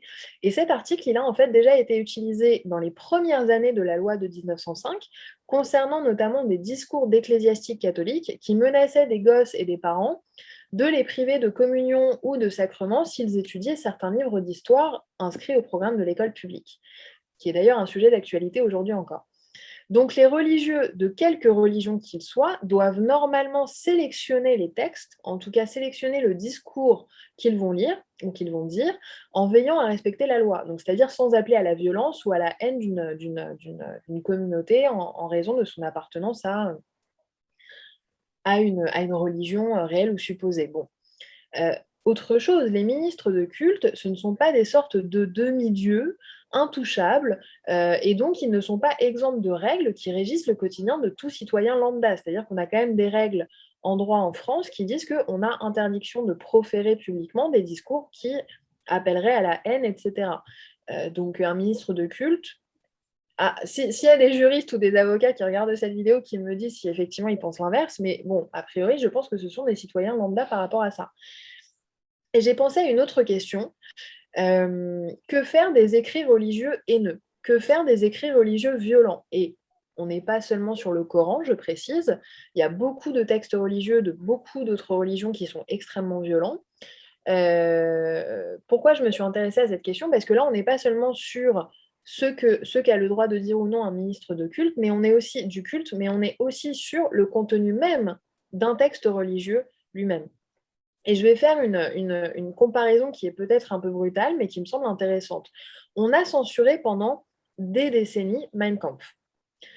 Mein Kampf vient seulement cet été d'être réédité à un prix dissuasif et accompagné de nombreuses notes critiques pour recontextualiser et pour éviter des instrumentalisations douteuses. C'est-à-dire qu'on ne laisse pas Mein Kampf aux mains de n'importe qui en disant « c'est antisémite, mais débrouille-toi avec le texte ». On vient accompagner, entre guillemets, le lecteur. Et je me pose la question, est-ce que ça ne pourrait pas être le cas de tout texte, entre guillemets, divin, appelant à des actes de violence ou de haine. C'est-à-dire que, encore une fois, il n'y a pas que le Coran qui est concerné. Est-ce qu'on ne devrait pas, non pas censurer le texte religieux, parce qu'effectivement, ça irait à l'encontre, je crois, du principe de séparation de 1905. On ne va pas demander à un État d'aller mettre son nez dans un texte religieux et venir l'interpréter ou le censurer, etc. Mais potentiellement publier certains textes religieux avec des sortes d'avertissements sur leur contenu. Et également proscrire certains prêches fondés sur certains textes religieux, comme en l'occurrence les sourates antisémites qu'il y a dans le Coran. Parce qu'effectivement, disons-le, un ministre du culte a quand même un minimum d'autorité. Voilà. Donc c'est plus des questions ouvertes que des opinions de ma part. Mais... Eh ben, sur cette question, je vais revenir sur quelque chose dont on a parlé, donc je vais le faire rapidement. On en revient toujours à est-ce qu'un État, en l'occurrence, est-ce qu'on change de paradigme en France et est-ce qu'on arrête de vouloir neutraliser les religions, c'est-à-dire neutraliser leurs dérives, neutraliser leur empiètement parfois sur le civil et sur la politique, ou est-ce qu'on est dans la neutralité? Et être dans la neutralité, ça veut dire laisser les religieux se débrouiller avec leurs dérives. Jusqu'à maintenant, en France, on était dans la neutralisation. Depuis les années 80-90, on semble vouloir en venir à la neutralité. Alors, est-ce que ce sont simplement des politiques, des spécialistes ou une société française qui est amnésique et qui a oublié que sa laïcité est spécifique et qu'elle est justement là pour, j'ai envie de dire, couper ce qui dépasse dans les religions? C'est-à-dire qu'à chaque fois que la religion va trop loin, on s'en fout que ce soit un religieux ou pas. Ce n'est pas notre problème, en fait. Il y a une règle, il y a comment dire, un corpus légaliste, il est valable pour tout le monde. Voilà, donc qu'une personne soit sacrée pour d'autres personnes, on peut le respecter. Mais je veux dire, la République n'en a cure. Pour nous, il n'y a de sacré que ce qui nous permet de vivre ensemble, c'est-à-dire notre corpus de loi et la République au sens large. Alors la République, maintenant, c'est un peu repris par tout le monde pour en dire tout et n'importe quoi. Mais quand je dis la République, c'est le corpus en fait politique, c'est-à-dire ce qui nous permet de vivre ensemble et tout ce qui va avec, c'est-à-dire la laïcité, la fraternité sociale, etc., etc. Et selon moi, c'est ce qui fait la magie et le génie de la France, c'est de soumettre tout le monde aux mêmes règles. C'est une manière d'être égal. Après, vous avez le droit d'avoir vos croyances dans le cadre de la loi. Dans le cadre de la loi, à partir du moment où, ensemble, en commun, en tant que peuple, on décide que tel ou tel comportement n'est pas acceptable dans notre société, alors on la réprime et on n'a pas à trembler, en fait. Et c'est ça que je reproche à ceux qui sont censés être nuancés et avoir des positions complexes, érudites. C'est qu'ils n'ont pas le courage derrière. Ils ont la bonne position parfois. Blanquer, je l'ai écouté souvent dire des choses intéressantes. Bon, il s'est planté il s'est planté devant Madame Kautar-Archi, mais parfois il a eu des mots intéressants en direction de la laïcité, mais c'est jamais suivi d'application. Il n'y a absolument rien. Aujourd'hui, moi, j'écoutais des professeurs avec qui je discute qui me disaient, moi, je veux bien apprendre la laïcité aux petits que j'ai en charge, mais j'ai aucune formation pour le faire. Et selon moi, c'est flippant parce que ça veut dire qu'ils n'ont pas de formation sur la laïcité, mais plus largement, ça veut dire qu'on a des citoyens qui ont fait un cursus avec des études supérieures qui ne sont pas capables de dire ce qu'est la laïcité en France, la laïcité française en France. C'est paniquant. Comment ça se fait? Alors, comment ça se fait? Je crois comprendre, c'est-à-dire qu'en fait, on a pondu la loi de 1905, ça a été quelque chose de très violent, de très difficile pour la société française. Le problème était réglé, on était content de l'avoir réglé, on n'en parlait plus, tout le monde restait un petit peu de son côté et on n'avait pas eu de problème jusqu'à l'arrivée massive de musulmans, en fait. Et c'est ça le problème, et c'est qu'on a des gens qui arrivent avec une religion qui n'est pas habituée, en fait, à être repoussée du politique et à être repoussée de l'espace public, en fait.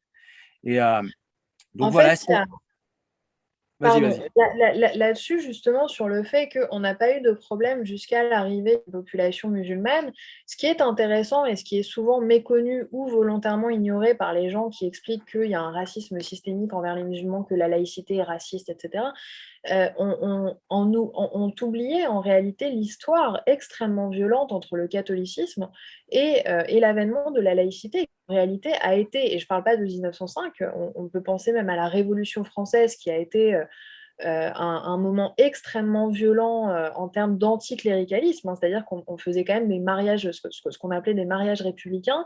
On prenait un prêtre et une bonne sœur, on les on les accrochait au mât d'un bateau et on coulait le bateau. On ne parle jamais des violences qui ont été faites à l'encontre des catholiques et à quel point il y a eu la laïcité s'est faite avec fracas et avec violence, en l'occurrence envers les catholiques notamment. Et ça, c'est quelque chose qu'on tend à oublier. Et quand on parle de laïcité raciste envers les musulmans aujourd'hui, au contraire, moi, je la trouve très soft et au contraire très égalitaire entre tous. La raison pour laquelle aussi j'ai rappelé l'histoire du catholicisme avec la laïcité, c'est que cette semaine, on a eu un prêtre qui nous a balancé une belle énormité aussi en nous expliquant que la loi de la confession est au-dessus des lois de la République. Et en plus, on en a un autre qui derrière vient nous expliquer qu'il est très fier de dire que l'Église ne répond absolument plus jamais aux convocations du bureau des cultes. Donc on est quand même sur une période, je crois, où, alors déjà, ceci dit, entre guillemets, je remercie ces prêtres qui disent des énormités pour permettre de montrer que la laïcité, elle n'est pas que à l'encontre des musulmans, elle est à l'encontre de tous. Et par contre, c'est assez inquiétant parce qu'on a une religion catholique qui avait, entre guillemets, courbé les chines, de façon assez violente, effectivement, mais qui avait courbé les chines, qui a été, entre guillemets, matée, pardon pour le terme, mais par les partisans de la laïcité, et qui finalement démontre qu'en son fort intérieur, il y a quand même, parfois, ce n'est pas le cas de tous, mais une volonté anti-laïque. Voilà. Clairement, et d'ailleurs, c'est un sujet que je voulais évoquer dans cette vidéo, et puis finalement, je me suis ravisé parce que c'est un sujet qu'on va aborder avec Pascal. Pour ceux qui nous suivent sur la chaîne, ils savent qui est Pascal. Pascal est un ancien chrétien qui s'est sorti difficilement de cette secte. Il dit, lui, secte, donc je reprends ces mots, de cette secte chrétienne. Et on va parler justement de ces fameux religieux chrétiens qui souhaiteraient s'affranchir de la République. C'est selon moi extrêmement grave, honnêtement. Je ne sais pas s'ils ont toujours été comme ça, mais comme ils ne faisaient pas de bruit, on ne l'a pas vu. Ou est-ce que c'est parce qu'ils voient un regain de virilité de l'islam et ils se disent pourquoi pas nous? Je ne sais pas précisément de quoi ça vient. Je poserai la question à Pascal. Mais oui, tu as raison. Ce sont des faits qui sont très graves, mais qui peuvent être, c'est vrai, une occasion de montrer que eh bien, la laïcité s'applique à tous et pas seulement aux musulmans. C'est tout simplement que, comme je le dis, on dit, regardez, vous parlez beaucoup des musulmans et vous faites beaucoup de lois contre les musulmans. Mais parce que vous, les musulmans, vous testez beaucoup la République, en fait. C'est vous qui la testez. On n'a pas de bouddhistes qui nous demandent de prier dans la rue ou de faire des horaires de piscine. On n'a pas de bouddhistes qui font un CCIF et qui viennent essayer d'infléchir la politique. Sinon, ce serait la même réponse, quoi. Donc voilà. Donc ouais, on va parler de ces chrétiens dans le détail parce que c'est très important aussi. Sur ce que tu disais, surtout, il y a, et c'est ce que je disais par rapport à Kautar Archi et à toute cette taquilla, il y a cette confusion, cet amalgame qui est fait par ces gens entre lutte contre les musulmans, ce qui n'est pas le cas, et lutte contre les islamistes. Et c'est là d'ailleurs qu'on voit souvent leur racisme, typiquement une Kautar Archi où ça a été beaucoup le cas aussi de Jean-Luc Mélenchon ou de Marwan Mohamed au CCIF. Ce sont des gens qui expliquent par exemple que la loi séparatisme est une loi anti-musulman. Donc en fait, une loi qui sanctionne, je ne dis pas qu'elle est parfaite, mais une loi qui sanctionne certificat de virginité, mariage forcé, haine en ligne, polygamie, pour eux est une loi anti-musulman. Qui est raciste entre les partisans de cette loi et eux? Parce que je ne savais pas que les musulmans étaient forcément sur le mariage forcé, sur les certificats de virginité, sur la polygamie, etc. Donc là est la limite aussi de ce discours. C'est clair. Écoute, on arrive à la fin de cette longue vidéo où on a eu un échange, ma foi, assez riche, même très très riche. Et j'espère que ceux qui nous regardent ont pris autant de plaisir que moi à échanger avec toi. En tout cas, je te remercie pour ta présence. C'est sympa. Merci à toi, Cyril. Et puis, comme on l'a dit, on va essayer peut-être tous les mois ou tous les 2 mois de se faire un point sur l'actualité, sur les points intéressants, comme on l'a fait aujourd'hui, qui sont en rapport avec les sujets